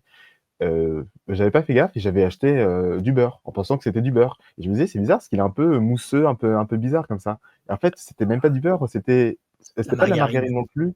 Non, un même truc pas, dans le c'était genre. une sorte de ouais, un truc chelou, une sorte de pâte à tartiner de je sais pas quoi, enfin bref, alors que Aïe. c'était un truc que de beurre, en fait, pour moi et je m'en étais pas rendu compte. Je trouvais juste qu'il était pas bon, je me disais: «C'est bizarre ce beurre» mais donc voilà. Faut juste faire attention parfois avec certains, ingrédients, de la viande pas transformée, du bon sel et du vrai beurre. Et en fait, après, c'est tout, quoi. Oui, c'est la base de la base, quoi. Et des C'est œufs. ça. Et des œufs. Oui, oui, bien sûr aussi. Enfin, des œufs, enfin, toutes les viandes, en fait, tout ce qu'on va manger, le poulet, le poulet, d'ailleurs, je trouve qu'il est un peu sous-coté. Mais, le poulet, en fait, n'importe quelle viande, n'importe quel, produit de la meilleure qualité possible, évidemment, c'est le mieux, quoi. Moi, j'ai des débats en ce moment, dans le régime carnivore entre, les hommes et les femmes, où les femmes doivent manger plus gras que les hommes. Mmh. Je pense que c'est plus important pour elles parce qu'elles ont un plus gros niveau de masse graisseuse, elles ont besoin de plus de générer leurs hormones et cetera. Il y a vraiment un Ouais. cycle hormonal qui est bien plus complexe que chez nous. Qu'est-ce Mmh. que tu en penses? Entièrement, d'accord et même de manière générale, le régime carnivore, c'est même surtout important pour les femmes. Parce qu'en fait, la santé des femmes, en fait, elle est plus importante que la santé des hommes. Même, ça peut paraître bizarre dit comme ça, mais en fait, c'est Parce vrai qu'elle parce donne qu'elles la vie. donnent la vie exactement, donc c'est bien plus important parce que ça a un impact sur plus de choses. Elles ont aussi des systèmes hormonaux, comme tu l'as dit, qui sont bien plus complexes, et en fait, même chez les carnivores, il y a énormément de femmes. Peut-être même si on faisait un sondage, mondial, peut-être même qu'il y a plus de femmes. Mais en tout cas, moi, les carnivores les plus, chevronnés, bah, en fait, ce sont quasiment que des femmes. Steak and Butter Gal, Michaela Peterson, il y a aussi beaucoup d'hommes évidemment, mais c'est vrai qu'il y a beaucoup, beaucoup, beaucoup de femmes qui deviennent carnivores parce que les problèmes, hormonaux, c'est hyper, hyper complexe pour les femmes, les règles douloureuses et compagnie. Effectivement, elles ont aussi une masse graisseuse qui est plus importante, donc c'est plus important pour elles de manger gras et cetera, mais quand elles sont enceintes, c'est hyper important. Enfin, il y a plein de choses qui font que, les femmes et puis en plus, même de manière, générale, les femmes sont plus importantes que les hommes parce que enfin, d'un point de vue évolutionniste, une femme, ça prend 9 mois pour faire un enfant, pour perpétuer l'espèce, alors qu'un homme, on peut féconder, tous les jours presque, si on est en forme. Et du coup, bah, en fait, de manière générale, les femmes et donc du coup leur santé, en fait, est plus importante encore que celle des hommes et c'est pour ça que quand on fait des guerres, on s'en fout entre guillemets, c'est horrible et enfin, ça peut paraître, niais, mais la guerre, je déteste ça. Oui, moi Merci. aussi. OK. Ça nous fait un Ça point va, commun, jusque-là. Tu aimes pas quand les gens vont tous, s'entretuer pour des intérêts, de gens qui restent dans leur bureau? Oui, Non? OK, exactement. bizarre. Ouais, Non, non, moi mais aussi, donc je trouve voilà, ça donc étrange. effectivement, genre, on a souvent dans l'histoire eu moins de scrupules à aller faire, tuer des milliers, d'hommes, par palette parce qu'effectivement, avec un seul homme, on peut perpétuer l'espèce alors qu'avec une seule femme, ça devient, très compliqué, quoi. Donc effectivement, donc la santé, en fait, bah, c'est, extrêmement important chez les femmes et donc du coup, le régime carnivore, c'est extrêmement important chez les femmes. Oui, autant, nous, on peut générer des spermatozoïdes, alors on va dire de bonne qualité, je suis pas sûr du chiffre, mais je crois que si on veut qu'ils soient vraiment de bonne qualité, faut, 2 ou 3 jours ou un truc comme ça. Faut vraiment Mmh, qu'il y ait le temps de bien les former et cetera. Oui, mmh, autant la femme, l'enfant, il reste 9 mois dans son ventre, donc c'est mmh, faut, qu'elle soit en forme pendant 9 mois. C'est ça le truc, ouais. important. Plus le temps après, en plus, le temps Oui, du retour, de de couche l'allaitement. et cetera, ouais. Mmh mh. L'allaitement, le retour de couche et compagnie, donc en fait, c'est même 1 an et quelques, au final, souvent. Puis en plus, maintenant, on se rend de plus en plus compte que beaucoup de gens ont des problèmes de fertilité très tôt. Oui, oui, C'est une bien galère, sûr. hein. Ouais, Mm. c'est vraiment, mais c'est ça, en fait, moi, c'est tout ça, en fait, qui m'a fait me dire, même si c'est pas mon sujet, de base, la santé et l'état des santé publiques, de nos jours, c'est trop grave, en fait, c'est trop grave et quand il y a une réponse qui est aussi simple, aussi logique, aussi limpide, Heu, c'est ça qui m'a donné envie d'en parler, et d'écrire un livre, dessus, que ce soit ma contribution. Moi, je trouve ça génial qu'il y ait des chaînes, des podcasts, des n'importe quoi, d'autres livres qui sortent sur le sujet, c'est génial. D'autres personnes qui en parlent, qui aient des qui soient influenceurs carnivores. On a parlé de Steak and Butter Gal, par exemple, elle est super, tu vois? Elle fait connaître le truc à des millions de personnes. Je trouve ça vraiment cool parce que c'est tellement important et ça règle en fait tellement, enfin, je sais pas, je sors un chiffre comme ça, mais 80 des problèmes, de santé actuellement, c'est à cause Oui, de l'alimentation. Même les problèmes de oui, dépression, en France, je suis d'accord. la stat date un peu maintenant, mais je crois qu'on est toujours parmi les champions en consommation d'antidépresseurs. Bon, sans même rentrer, sur l'inutilité de ces produits-là, ça indique quand même quelque chose, sur l'état de santé des gens, quoi. Et quand tu es dépressif, tu penses pas que c'est par rapport, au fait que tu manges, des légumes, quoi. Enfin, tu fais pas le lien, en fait. Alors qu'en fait, bah, si. Et du coup, Eh oui, ben, c'est pour ça que c'est un truc aussi facile, aussi simple, aussi accessible à quasiment tout le monde. Bon, c'est un peu cher et compagnie, mais c'est quand même accessible à beaucoup de monde. C'est tellement important, c'est ça qui m'a motivé autant, à en parler et c'est pour ça que je trouve ça aussi important, parce que je suis passionné par plein d'autres trucs que le régime carnivore, mais le régime carnivore, c'est vraiment quelque chose qui me tient à cœur et que je veux que les gens, connaissent, quoi. Parce que c'est trop grave et ça règle tellement de problèmes, c'est l'effet de levier, il est incroyable, en fait, c'est complètement. Et quand tu dis que c'est un peu cher, moi, bon, déjà, quel prix vous mettez sur votre santé, déjà, premièrement. exactement. Déjà. Et on a un second problème par rapport aux États-Unis, où aux États-Unis, vu que les gens payent leurs médecins, ils payent leurs médicaments et il y a Ah pas de oui, sécurité sociale et cetera. ouais, Eux, ça leur donne une motivation en plus pour faire un régime carnivore et être en bonne santé parce que, c'est vrai. dépenser un peu plus dans de la bonne viande plutôt que de dépenser, 3 000 à ton médecin ou je sais plus combien par mois pour l'insuline, c'est un truc gigantesque, enfin ouais, 200 par mois d'insuline, un truc dans ce genre-là, bah, tu fais vite ton calcul. Alors qu'ici, bah, vu que entre guillemets, c'est gratuit, c'est pas gratuit, hein, lol, c'est nos taxes, hein. Mais oui, comme entre guillemets, c'est gratuit, les gens, ils en ont rien à foutre et ils se disent: Ouais, mais bah, non, je vais pas payer plus cher, pour manger mieux et avoir une meilleure santé parce que, de toute façon, mes médicaments, ils sont gratos. Et je trouve Mmh, que ça déresponsabilise les gens beaucoup trop par rapport à leur santé et mmh, c'est pas d voilà, alors c'est un avis, pas bon du tout parce que les gens, qui sont malades, ils vont me dire: «Ouais, moi j'ai besoin de mes médicaments, machin et cetera». Ouais, OK, mais si vous mangez carnivore et que vous iriez mieux, déjà vous seriez soigné, ce qui n'est mmh, pas le cas quand vous prenez vos médicaments, prescrits par votre médecin. La plupart du temps, vous ouais, survivez et vous les prenez jusqu'à vos fin de votre vie avec des effets secondaires à la con, donc déjà vous êtes en plus mauvaise santé. Ouais, voilà, c'est ça, vous êtes dépendant du système et puis surtout, bah, vous êtes une sangsue sur, les ressources du système. Alors je sais bien que, il y a mmh. de la corruption partout et cetera, que, bon, le système d'assurance maladie, c'est pas le pire truc et cetera, mais, bah, en attendant, si les gens sont en bonne santé, il y aura moins de problèmes, hein. Mmh.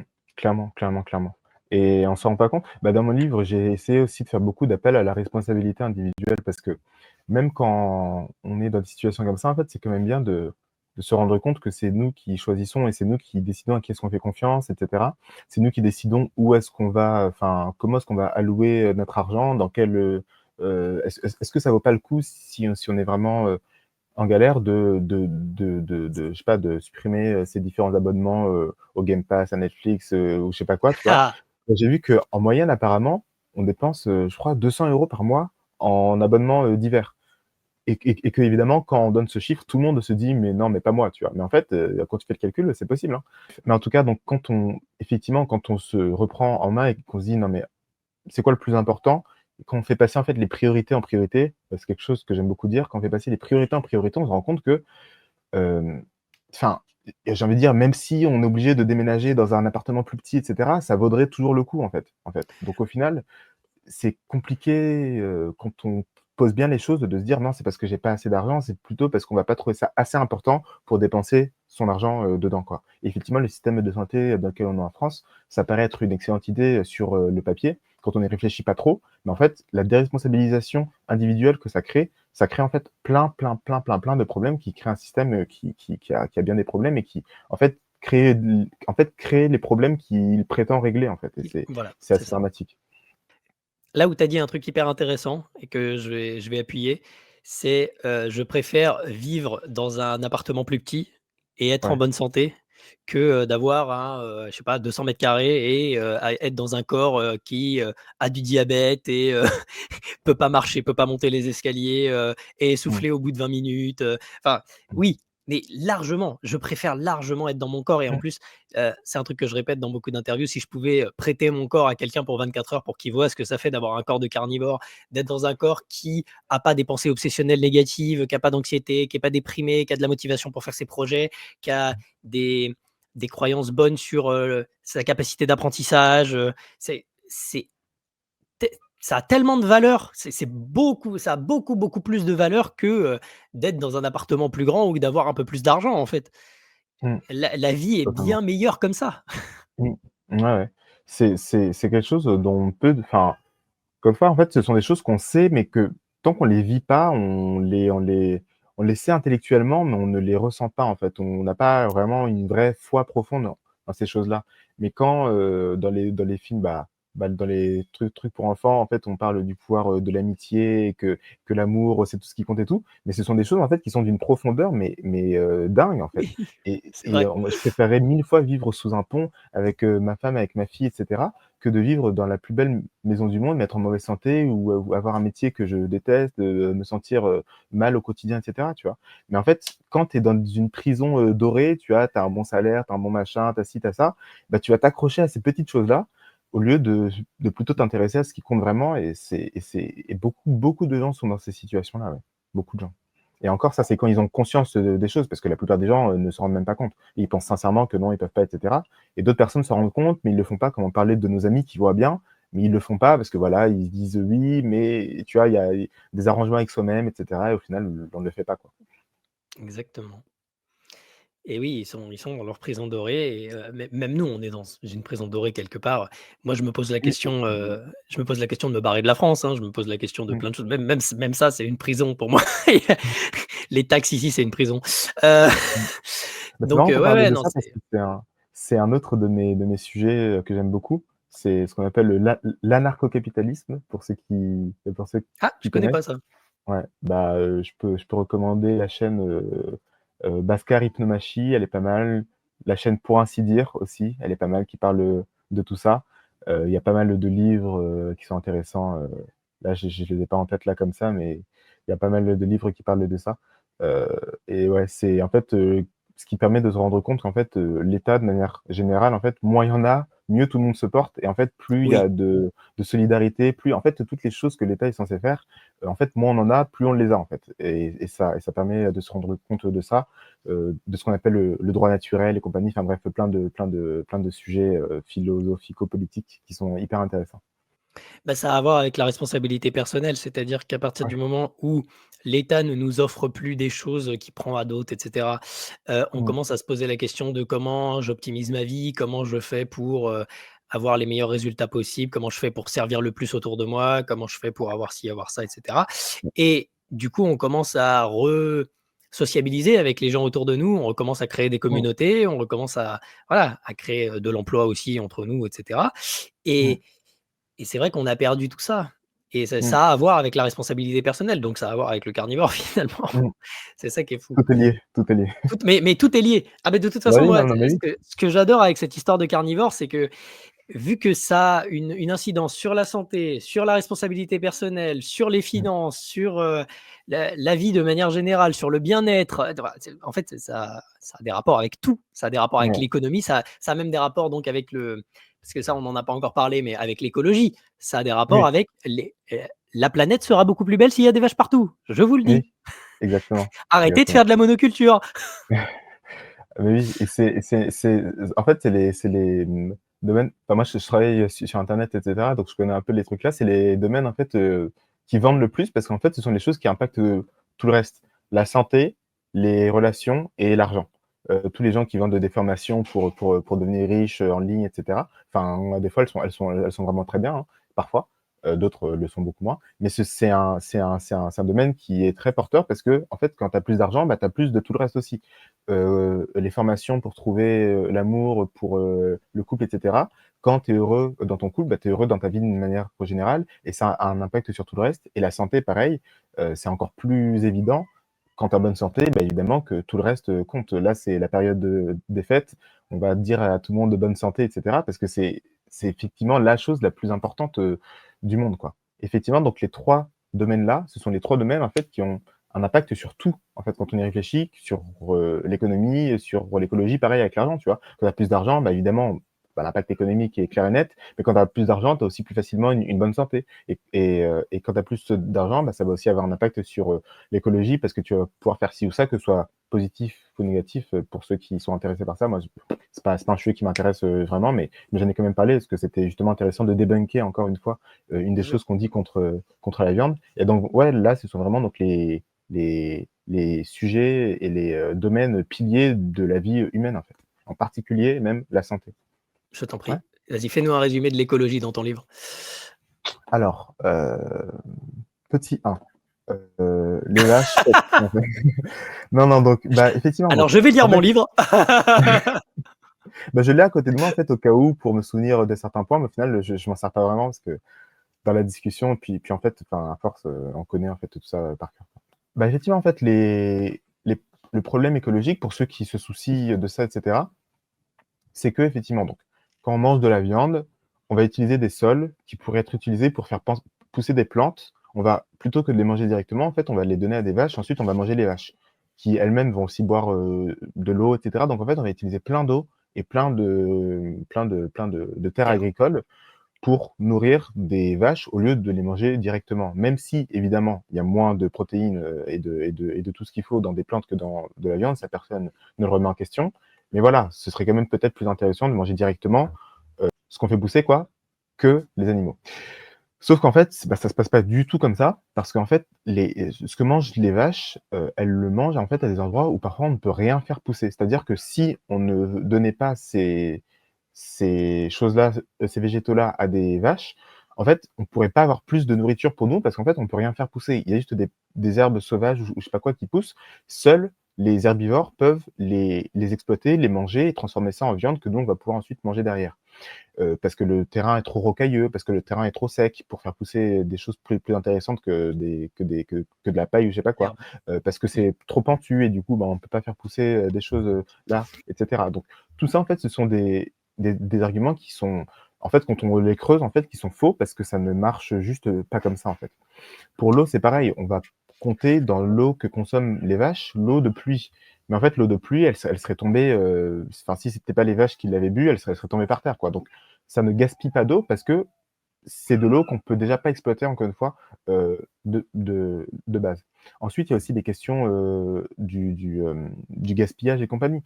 Dans ce qu'on donne aux animaux, il y a parfois aussi des restes alimentaires, des fruits, pourris ou des choses comme ça qui sont pas bons pour les humains, mais qu'on va pouvoir faire manger à des animaux. Ce qui fait qu'en fait, il y a pas mal de gaspillage justement de gens qui mangent des végétaux qui va finir par être, utilisé par les vaches au lieu sinon, bah, de les jeter ou alors de manger nous-mêmes des fruits pourris et bref, on n'a pas envie et c'est pas forcément une bonne idée de toute manière.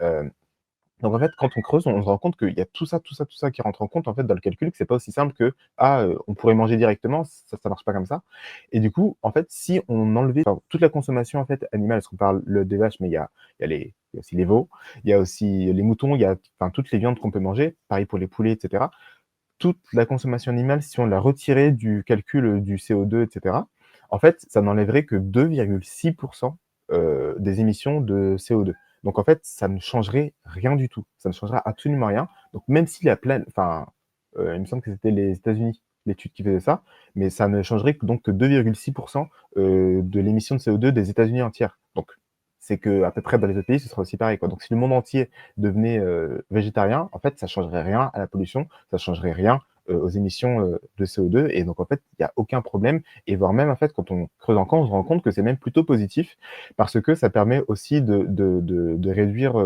les déchets au niveau des emballages, au niveau de ci et de ça, qui sont au niveau aussi des transformations parce que tout ça, ce sont aussi des usines qui demandent de l'énergie, qui rejettent aussi encore des choses dans l'atmosphère Et du coup, en fait, quand on prend bien tous les facteurs en compte dans le calcul, on se rend compte qu'au pire, ça n'a aucun impact et en fait, au mieux, ce serait même plutôt positif pour l'environnement à plusieurs niveaux. Là, je n'en ai cité, que quelques-uns.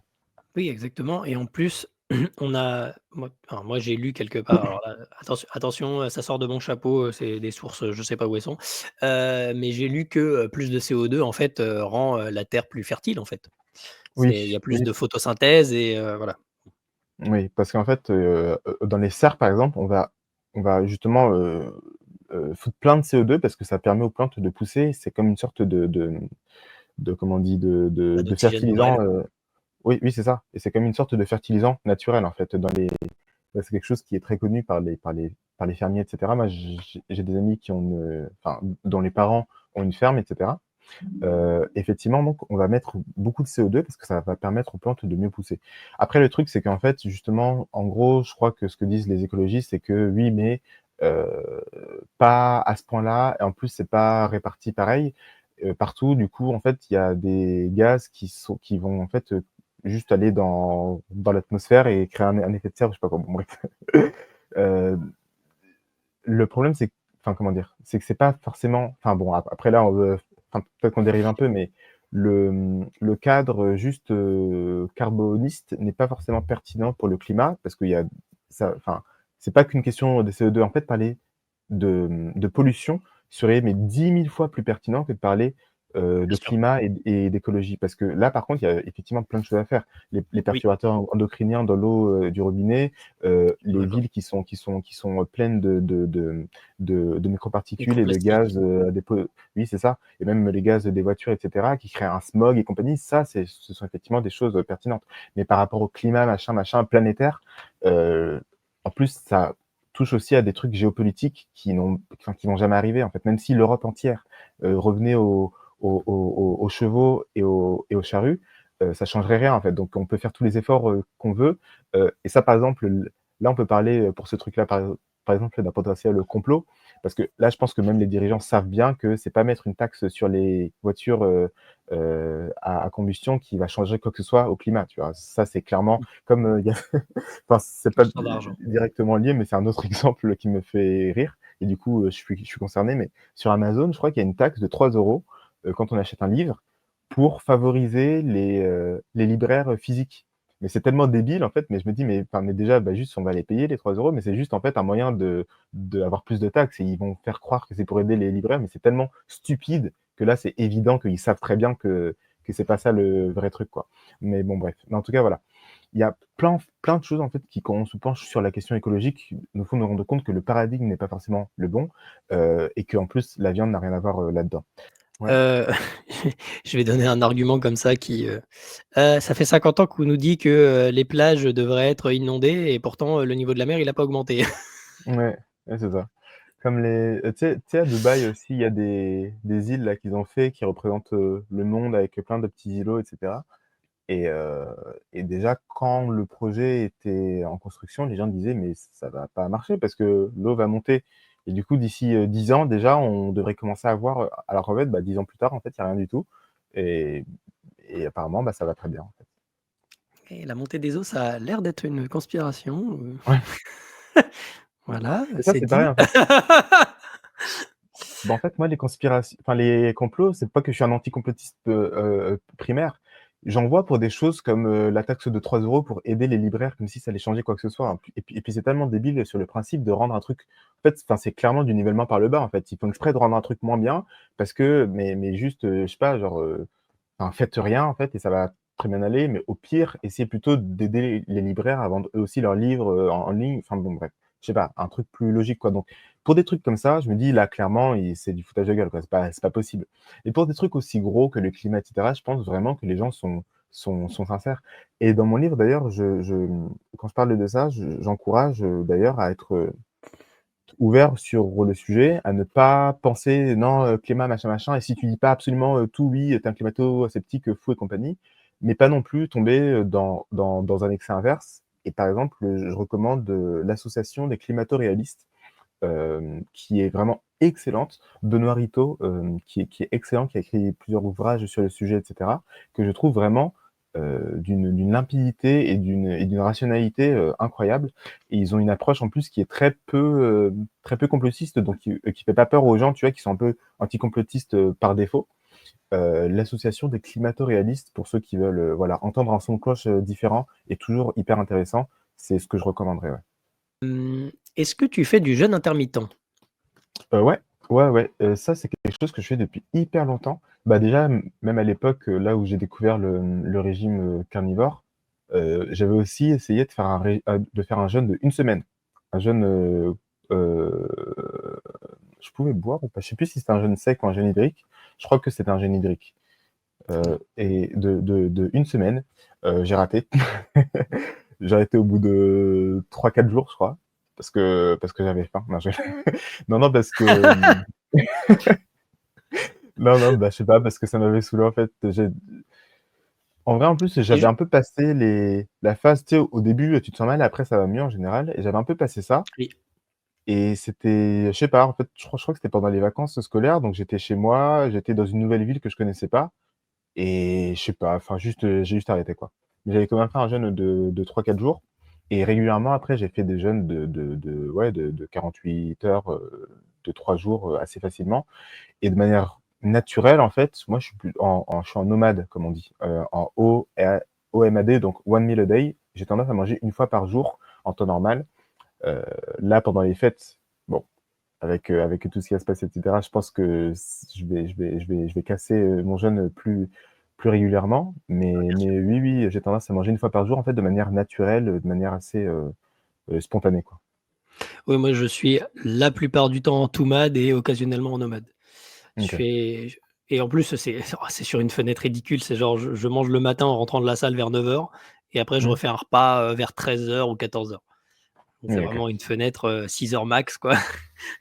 Mmh. Mais ouais, ouais, c'est assez naturel en vrai, enfin et là pareil, on a ce débat entre les hommes et les femmes. Je pense que c'est plus simple pour les hommes de faire un homade et de jeûner que pour les femmes qui alors, moi, ma théorie, c'est, l'estomac plus petit, donc faut manger plus souvent.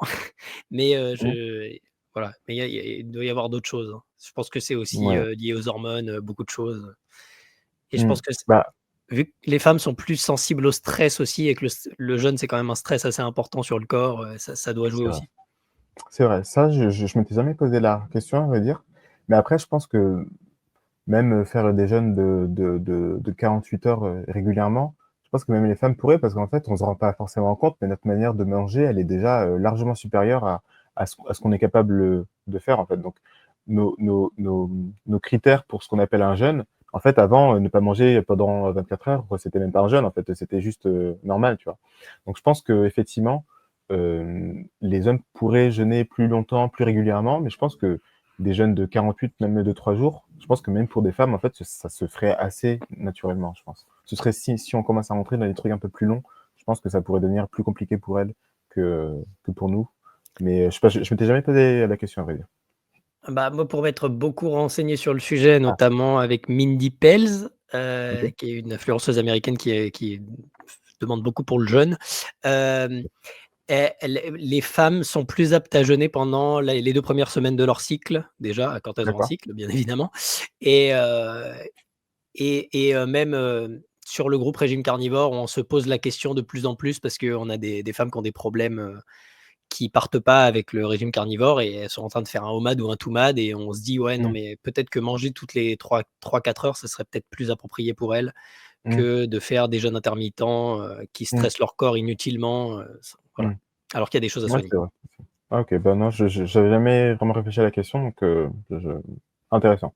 Je découvre. Voilà. Non, hyper intéressant la question du jeûne.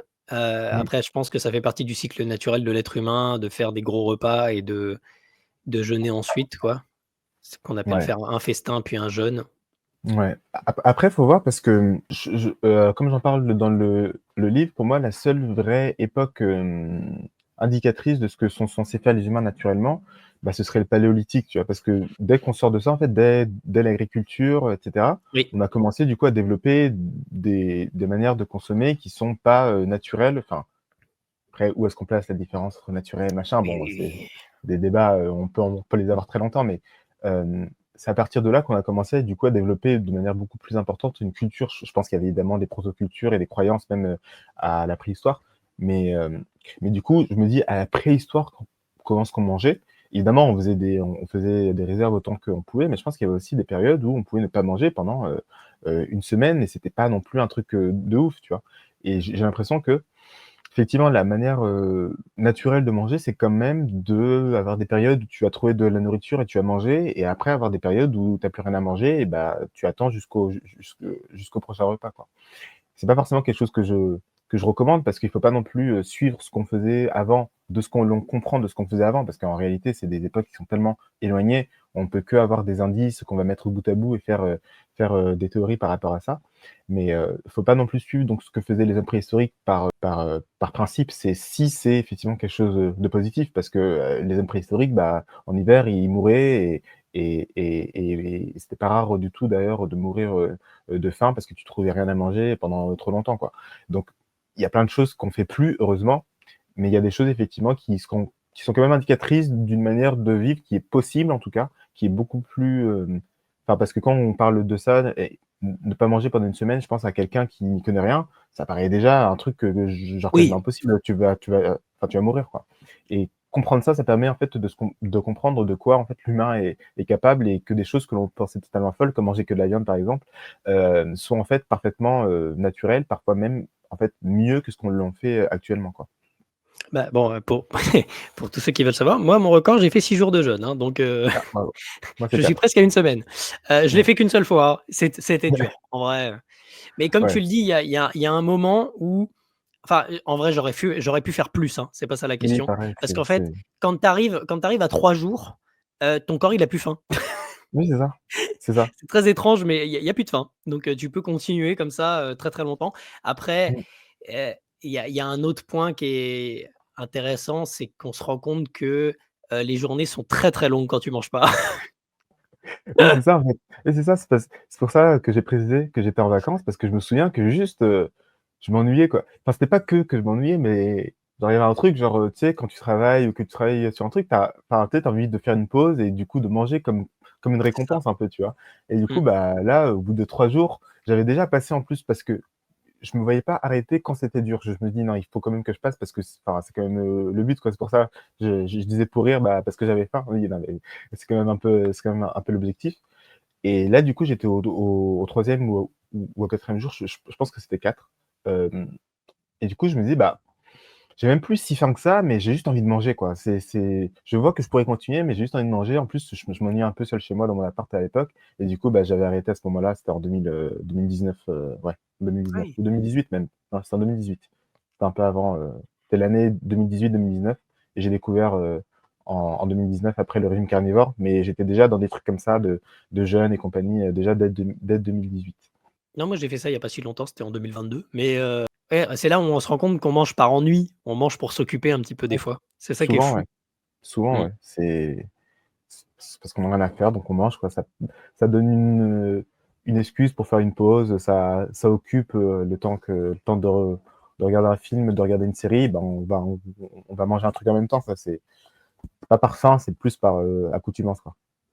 Bah, juste peut-être sur, le régime carnivore, ça me fait penser à un truc, c'est que si en écrivant le livre, j'ai aussi eu un syndrome, de l'imposteur, comme on dit. Je me disais: «Oui, mais est-ce que je suis assez légitime? Est-ce que» mais en fait, en y réfléchissant, je me suis dit: «Mais non, mais c'est même bien en fait que» enfin, bah, déjà, je m'enseigne quand même depuis, 5 ans maintenant, donc en vrai, j'en sais quand même beaucoup, le livre. Évidemment que j'ai refait des recherches, mais en fait, quasiment tout le livre, je l'ai fait de tête, en fait, parce que enfin, je connaissais déjà tout en fait, presque à force et puis, plus quand tu commences à prendre des notes, les idées reviennent et les choses, dont tu avais parlé il y a 2 ans, bah, en fait, elles te reviennent et cetera et après évidemment, j'ai quand même fait, plein de recherches complémentaires, puis même je suis parti rechercher les études que j'avais vues à l'époque et compagnie. Hem, mais donc effectivement, en fait, il y a pas besoin aussi, d'être un expert, je pense, pour, d'avoir des diplômes ou je sais pas quoi, parce qu'en fait, on voit bien que les gens qui en ont, en fait, ils disent pas, des choses beaucoup plus pertinentes que les autres Non, et puis exactement. l'important, c'est de partager en fait, ça aux gens, juste que ce soit connu. Je pense que peu importe, enfin, oui, enfin quasiment peu importe comment est-ce qu'on en parle, tant qu'un maximum de gens, savent que ça existe, même si c'est des gens qui vont dire que c'est n'importe quoi, le nouveau phénomène dangereux, machin, machin. Peu importe, parce qu'en fait, les gens vont en entendre parler, vont, quand même voir que, en fait, les gens qui sont censés faire ça, pour moi, ils devaient mourir, en fait. Donc le simple fait qu'ils soient pas morts, même s'ils étaient en moins bonne santé, ça m'aurait déjà étonné parce que, bah, genre, tu pas censé être en moins bonne santé, tu es censé être mort. Donc c'est déjà quelque chose, Ça. tu vois, qui va faire savoir aux gens que c'est pas aussi terrible que ce qu'on croit et en plus, ça va permettre à plein de gens de pouvoir, découvrir ça et ensuite de devenir carnivore et en plus, on peut pas vraiment avoir, enfin, des gens arrivent toujours à le faire, mais c'est un peu difficile quand même, d'être entièrement critique par rapport au régime carnivore parce qu'il y a tellement de résultats manifestes qu'en fait, enfin les faits sont là, en fait. Donc du coup, je trouve ça vraiment bien et c'est peut-être un appel, un encouragement à si des gens veulent faire, des vidéos sur le sujet, veulent en parler et cetera, franchement, lancez-vous parce qu'on a besoin de tout le monde dans ce milieu-là pour pouvoir faire avancer, la cause, quoi, en gros. Ouais, j'ai vu Voilà. une vidéo récemment d'un carnivore qui disait: «Le carnivore est inévitable». Oui. Parce que parce que à long terme, la vérité triomphe et le gros problème des gens là, le gros problème des informeurs, donc Mmh. des informeurs, végétariens, véganes, merci Bill Gates, merci, les journaleux, merci, tous ceux qui ont voulu promouvoir, des trucs qui coûtent pas cher à produire et qui peuvent revendre à une fortune. Heu et ben, et on les embête parce que on se rend bien compte que nous, on a des tonnes de points positifs à faire notre régime carnivore et Mmh. sur une suffisamment longue durée, en ayant parlé et effectivement avec l'argument que tu as avancé, bon déjà on devrait être mort selon eux, c'est pas le cas et en plus, on est en bien meilleure santé que la plupart des gens. Eh Donc oui. à la fin, la vérité triomphera. À la fin, la Mmh. vérité sera, connue et on elle va finir par sortir. Et je me dis même et de toute façon, même si la vérité ne triomphe pas, il y aura des gens qui auront été sauvés, entre-temps et ça peut qu'être, Bien sûr. positif. Ça peut qu'être positif. Parce que moi, j'avais l'impression des fois que la vérité ne finit pas par triompher dans certains cas. Bah, on parlait justement, de l'État, on parlait des guerres et cetera, tu vois? Je me dis: «Non mais comment est-ce qu'on peut encore, faire ça, aujourd'hui, quoi?» Mais il y a encore des gens qui sont, après ils sont parfois un peu volontaires, ils trouvent ça très bien d'aller mourir pour leur pays, grand bien leur face. Mais il y a encore des endroits sur terre où on trouve ça normal enfin bon bref. Et je me dis: «Mais des fois, il y a quand même des choses, genre, je pense que déjà, il y a 1000 ans, les gens devaient se dire: "Ouais, la vérité triomphera, on se rendra compte que faire la paix, c'est mieux que faire la guerre", tu vois? Et pourtant, bah, on fait toujours la guerre aujourd'hui. Donc je pense que dans beaucoup de cas, la vérité triomphe et que même quand elle triomphe pas, en fait, c'est pas grave parce que le monde enfin bon, là, on rentrerait dans un truc un peu plus spirituel et cetera. Mais je pense vraiment que que le monde, en fait, est, le meilleur qu'il puisse, être. C'est Leibniz qui parle beaucoup de ça, la théodicée et cetera. Et en fait, quand on y réfléchit, je trouve vraiment que le monde, en fait, c'est bien fait quand même. Quand on y réfléchit bien, même, tu sais, les catastrophes, naturelles et cetera, on se dit: «Non, mais c'est horrible et compagnie», mais en fait, une chose en entraîne une autre enfin bon, bref, c'est encore autre chose et je vais pas être très convaincant, donc je vais pas parler trop longtemps de ça, mais j'ai l'impression que les choses, sont comme elles sont, de toute manière et en fait, c'est, entre guillemets «bien» qu'elles soient telles quelles, quoi. L'un dans l'autre. Heu, Évidemment, il faut prendre beaucoup de recul par rapport à beaucoup de choses pour dire ça, mais oui, bref, la vie est faite de hauts et de bas et s'il y avait pas de bas, il y aurait pas de haut et s'il y avait pas de haut, il y c'est aurait ça, en pas de fait, bas. Donc c'est déjà ça. de base, il y a ça. Mmh. Et l'autre point sur lequel je veux revenir, c'est l'internet. Oui, Pourquoi? oui, Non, c'est mais vrai. parce que clairement, pourquoi on fait un régime carnivore? De toute façon, tu l'as dit, je l'ai dit et tu l'as Ouais. dit, tu l'as dit. On Mmh. Qu'est-ce qu'on a fait? On a vu des personnes inspirantes, Jordan Peterson, Michaela Peterson. On a vu des personnes inspirantes qui sont venues parler en public sur, des gros podcasts qui ont été vus par des millions de personnes parce que ces personnes étaient intéressantes et elles avaient des choses intéressantes à dire. On écoute ce qu'elles disent. Elles ont un truc intéressant. Elles se disent: «Ah ben moi je fais un régime carnivore» et moi personnellement, je sais que, j'admire totalement l'intelligence de Jordan Peterson. J'admire l'intelligence de Idriss Aberkan, entre autres. Euh, Moi, ces personnes me disent je fais un régime, je me dis ces personnes ne sont pas idiotes. Si elles font Mmh. ça, c'est qu'il y a une raison. Mmh. Et à partir de là, on commence à faire des changements dans sa vie. Alors évidemment, ça dépend de ton addiction aux glucides, ça dépend de ta crise identitaire, parce que moi j'ai fait une crise identitaire quand je suis devenu carnivore parce que j'ai été végétarien pendant 7 ans. Euh, il y a beaucoup de choses qui peuvent bloquer ton évolution, etc. Mais à force d'échanger de l'information, et c'est pour ça que c'est important de faire des podcasts et d'en discuter et de mettre le message là dehors pour qu'il soit visible par des gens, à force d'en parler, la vérité sera victorieuse parce que l'internet est un partage d'informations entre des individus. On n'est plus Mmh. le partage d'informations n'est plus centralisé à des médias précis. Le partage Ouais, d'informations est totalement, mondialisé et donc tous les mmh, individus peuvent dire et raconter leur expérience personnelle et avec exactement. ça, après on peut faire des expériences scientifiques et cetera, mais heu, la vérité vaincra parce que internet, parce que, les gens, se renseignent, les gens trouvent des gens qui les inspirent, essayent les choses qu'ils font et en plus, nous, dans notre cas, tu les essayes, tu vois que tu as des points positifs et donc du coup, tu as envie d'en parler et après Mmh, et le cycle continue comme ça. Et voilà, exactement. moi, c'est mon intime conviction que c'est pour ça que la Mmh. vérité vaincra à très long terme. Voilà. C'est vrai, c'est vrai. Et en plus, enfin, on a parlé de Jordan Peterson et cetera, mais il y a aussi, par exemple, Elon Musk avec Twitter qui en fait, Tout à fait. met davantage en évidence le fait que maintenant les journalistes et les médias n'ont plus d'intérêt, en fait. Plus, Le aucun. système de community note, je trouve ça d'une intelligence, incroyable parce que Oui. justement, c'est une intelligence, commune des gens qui échangent tous ensemble et qui permettent de voir, enfin, de beaucoup mieux trier ce qui est vrai de ce qui est faux, plutôt qu'une autorité centralisée dise comme ça des choses qui sont impossibles à vérifier, qu'on est censé croire parce qu'ils sont passés à la télé, parce qu'ils ont vendu des livres et qu'ils ont une blouse blanche, quoi. Donc maintenant, de moins en moins de gens écoutent ces gens-là, de plus en plus de gens, se renseignent par eux-mêmes. Parfois, ça les entraîne dans d'autres, trucs. Il y a aussi Oui. beaucoup de phénomènes de contagion sociale, dus aux réseaux sociaux sur des sujets qui sont souvent un peu tristes.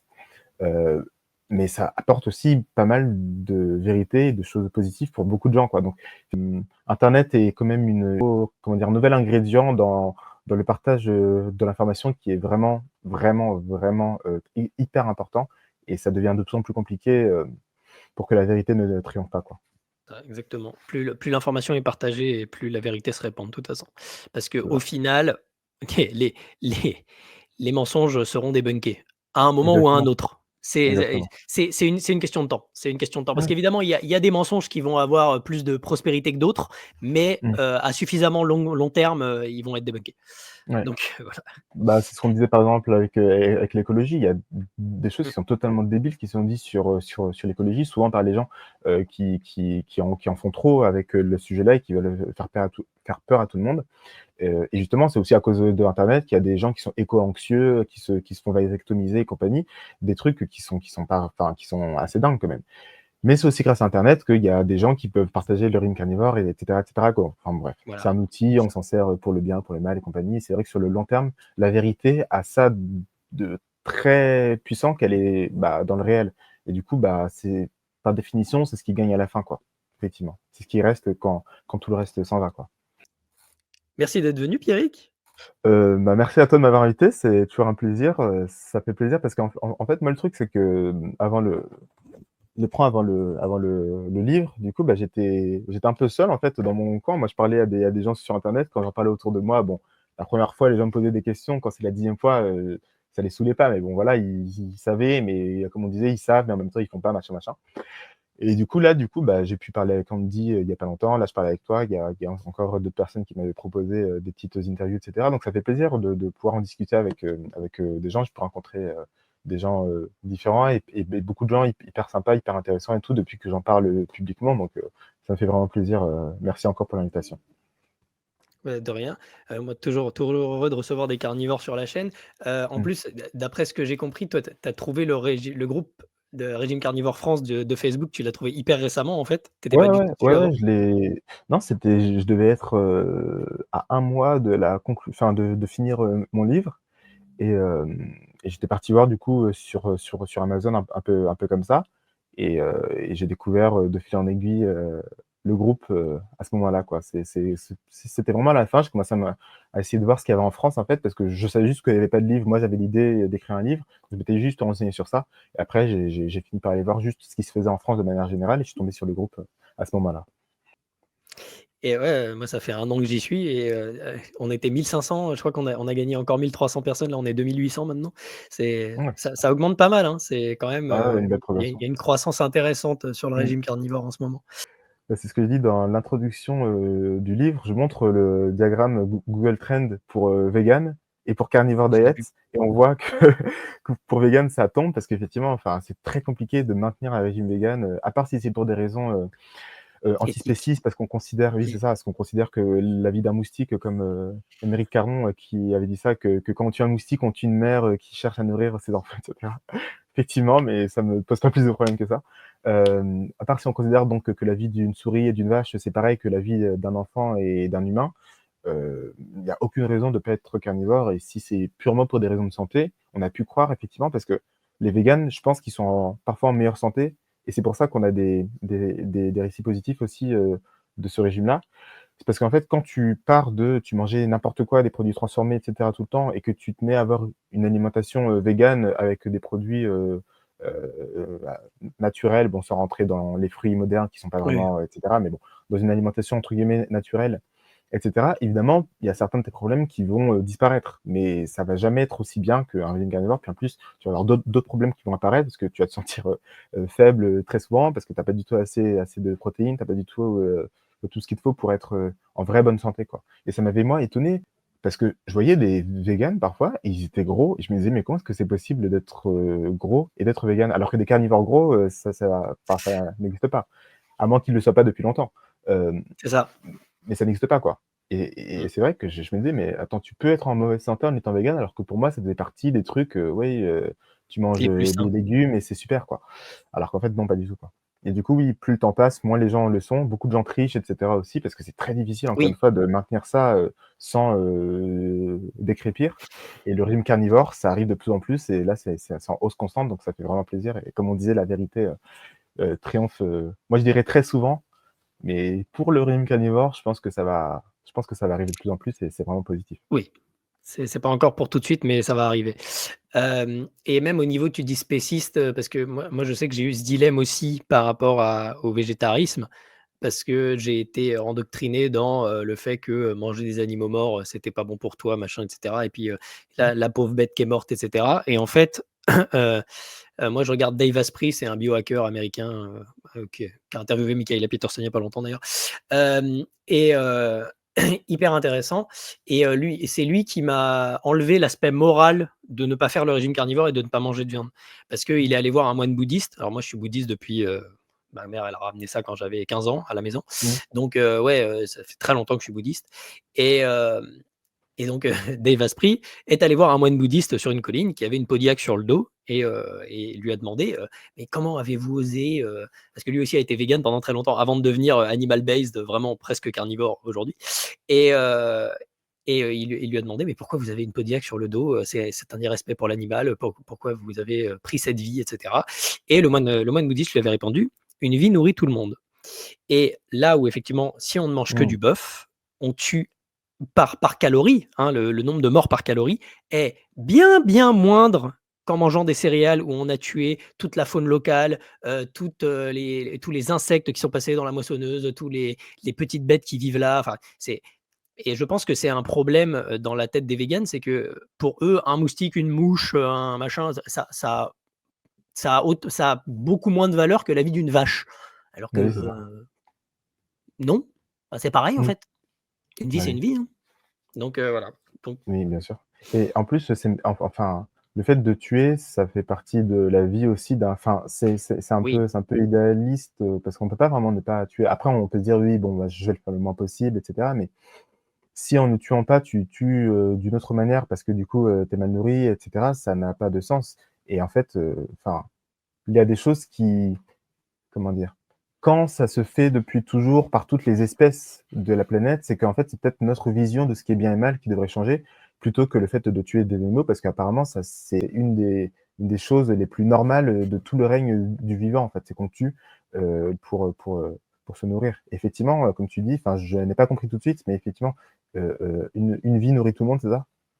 oui, c'était ça le Une vie nourrit tout le monde, ouais et effectivement, il y a un passage dans le livre où j'explique qu'en fait, avec une vache, juste en tuant une vache, je dis voilà, de tant de kilos, en enlevant les os et compagnie, on fait le calcul ensemble et on voit qu'en fait, on peut manger pendant plus d'1 an, en fait, juste avec c'est une ça, vache pour c'est une ce que j'ai personne. calculé, Donc c'est ça. une tribu d'environ 20 personnes et cetera, ça peut durer des mois. Juste en ayant tué une vache, on peut faire vivre des, dizaines de personnes pendant des dizaines de jours, quoi.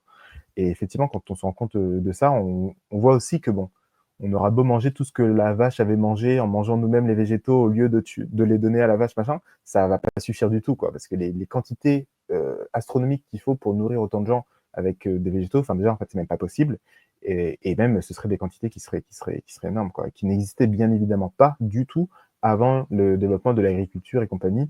Et ce qui montre bien aussi que les humains sont en fait carnivores naturellement, etc. Et du coup, on Bien se rend sûr. compte que tuer, du coup, c'est en fait logique et compagnie, quoi. J'ai Alors là, j'ai une théorie sortie de mon chapeau par contre. Vas-y. Mais quand tu es végétarien, tu tues ton microbiote. Donc du coup, tu tues plein de bactéries, de petites bactéries vivantes. Il y a plein d'êtres vivants Effectivement. qui meurent, alors que quand tu manges ta vache, eh ben, ça te fait un microbiote hyper sain et tu donnes Ouais. plus de vie à l'intérieur de toi. Bon, non, mais là, je C'est tire vrai, vraiment ouais. ça de mon chapeau, mais peut-être Oui. bien parce que de toute façon, ce concept de pouvoir vivre sans tuer personne, il est impossible de toute façon. Oui. Donc, Oui, oui. il faut faire la paix avec ça et Mmh. faut profiter de la vie, dans la meilleure santé possible, selon moi. Mmh. Voilà. Parce que rien n'est mal en soi, rien n'est bien en soi, c'est quasiment toujours une question, de contexte à part enfin, non, non, bah, non, en fait, j'ai failli trouver un contre-exemple, en fait, non. C'est toujours une question de contexte et cetera, et en fait, penser en grands principes comme ça, parfois, c'est effectivement extrêmement, extrêmement, pertinent, et ça permet d'avoir des règles de vie assez, générales. Mais parfois, en fait, ça fait que ce sont des phrases qui, en fait, ne veulent rien dire et qui ne se traduisent pas par quoi que ce soit de pertinent dans le monde réel, en fait. Donc faut toujours, essayer de naviguer entre les principes et les contraintes de la réalité. Effectivement, moi, je suis totalement contre la maltraitance animale. Si on peut tuer les bêtes dans le genre de Bien la sûr, manière la plus rapide possible et avec le moins de souffrance possible, bah, tant qu'à bien sûr. faire, autant faire ça. Mais ça n'empêche pas de trouver que ce soit très bien qu'elles meurent pour qu'on puisse les déguster avec plaisir et un peu de beurre et du bon sel d'Himalaya. Voilà, et au-delà de ça, ça n'empêche pas de respecter la bête. Moi, je sais que Oui. je suis encore plus conscient de mon assiette depuis que je mange, des animaux parce que, je me dis: «Il y a eu une vie qui est passée par là, qui me permet d'avoir les nutriments dont j'ai besoin» et moi, j'ai un grand respect pour les animaux que je mange et je Mmh. fais une petite prière pour eux quand je les mange d'ailleurs, c'est une petite prière bouddhiste et voilà, c'est pas ça n'empêche pas d'être respectueux envers, les vies, qui ont été sacrifiées pour, notre sustenance et Mmh. même au-delà de ça, maintenant, je réfléchis même autrement, c'est-à-dire que, heu, fut un temps ah oui, oh, je vais repartir sur un quart d'heure. Fut un temps, je pensais que la vie était très moyenne et que la vie, c'était pas ça avait pas tant de valeur que ça parce que c'était quand même pas ouf, mais c'était Mmh. l'époque où j'étais végétarien, donc j'étais mal nourri, donc j'avais une vision de la vie pas terrible. Mmh. Maintenant, je trouve que la vie, c'est incroyable et qu'on peut faire énormément de choses et que la vie, c'est des cadeaux et des cadeaux et des cadeaux tout le temps Mmh. et je pense que j'ai cette vision de la vie parce que je suis bien nourri et parce que je suis en forme et cetera et comme j'ai cette vision de la vie positive, je me dis que si, on n'élevait pas les vaches alors et elles sont élevées dans un atmosphère qui est hyper bien pour elles. Elles sont nourries comme il faut, avec leur famille, elles ont un bon cercle social, on prend soin de tous leurs besoins. Quand elles sont malades, on les guérit, quand elles machin et cetera. Alors oui, c'est sûr, ce qui est pas drôle, c'est, on les tue dans, on va dire, à 40 de leur vie. Je ne sais pas exactement, jusqu'à combien ça peut vivre une vache, mais on les tue au bout de 3 ou 4 ans, je ne sais plus combien c'est le temps maximal. Mais bon, disons que ce soit 30 de leur vie, OK? Imaginons qu'un humain, ça vit jusqu'à 100 ans. Mmh. Moi, si tu me poses la question: «Est-ce que tu préfères vivre 30 ans où tu es nourri, logé, blanchi, où on s'occupe de tous tes besoins psychologiques, de tous tes besoins sociaux, de tous tes besoins, sexuels», voilà, allons jusque-là et on te tue à 30 ans pour pouvoir nourrir quelqu'un, plutôt que d'aller trimer à bosser dans un boulot que tu aimes pas pendant, 100 ans. Je pense que je préfère les 30 ans où, tout va très, très bien et que je suis très content d'être en vie Mmh. et au-delà de ça donc il y a ce double choix-là. Est-ce que tu préfères trimer pendant 100 ans ou, t'éclater pendant 30? Voilà, il y a ce choix-là et il y a un autre choix, c'est-à-dire que si on n'élevait pas les vaches, si vraiment on arrêtait toute l'agriculture, animalière et cetera, ce Mmh. serait: est-ce que tu préfères avoir 30 ans où c'est génial ou rien? Parce qu'il y a pas C'est de vrai. vie. Il y a pas de vie, Mmh. il y a pas d'agriculture, il y a pas de vie. Exact. Ah, il y a pas de mort, mais Exact. il y a pas de vie. Mmh. Mais Donc c'est quelque c'est part, on offre une vie super à des vaches jusqu'à, ce qu'on les mange finalement.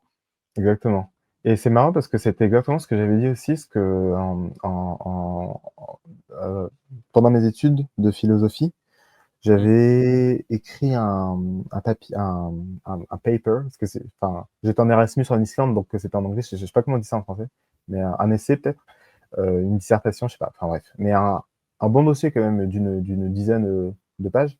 C'est pas énorme, mais c'était quand même assez recherché, etc. Enfin, c'était un truc de fin d'année, donc j'avais pas mal travaillé dessus. Qui était justement sur la surpopulation, sur le problème de la surpopulation. Et j'expliquais effectivement donc que les gens enfin à un moment je parlais donc des gens qui ne veulent pas d'enfants pour des raisons de surpopulation ou d'écologie, etc.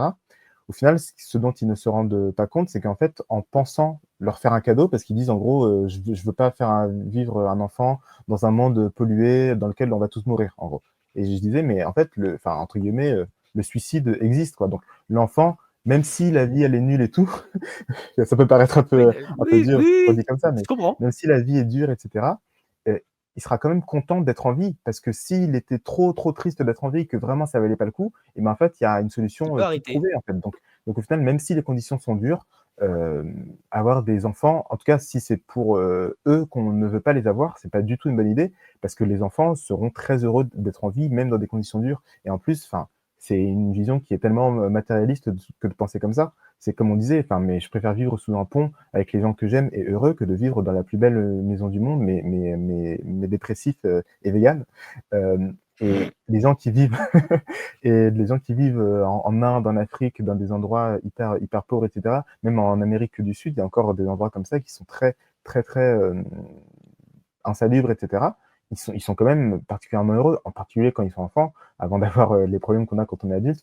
Ils sont particulièrement heureux, ils jouent au foot. Bon, après, tu vois, j'ai peut-être une image d'Épinal qui n'est pas forcément, euh, qui ne correspond pas forcément à la réalité, mais ça reste quand même des gens qui préfèrent vivre si on leur donne le choix de vivre ou de mourir, quoi, ou de ne pas avoir vécu. Enfin bref. Donc au final, effectivement, tout ça, je suis entièrement d'accord. J'adore aussi le bouddhisme, etc. Je suis pas bouddhiste moi-même, mais c'est quelque chose qui m'intéresse depuis, ouais, bah, depuis le lycée, en fait, depuis que j'ai commencé à m'intéresser au monde et à la vie de manière plus profonde. Donc, ça m'étonne pas qu'il y ait des points d'accord sur la vision du monde de manière générale, dans ce que tu dis et dans ce que je pense aussi. Où les gens peuvent-ils te trouver, Pierrick? Ils peuvent me trouver sur YouTube en tapant Pierrikia. Ils peuvent aussi me trouver sur Amazon en tapant le régime carnivore. Normalement, ou le régime carnivore Pierrikia, pour être sûr. C'est un des premiers, un des premiers résultats. Le livre ressemble à ça, pour ceux qui veulent. Je sais pas si on voit bien avec le truc flou, Oui, mais voilà. si, c'est bon. Mais voilà, ils peuvent me trouver bah, à ces endroits-là. À la prochaine! Salut tout le monde!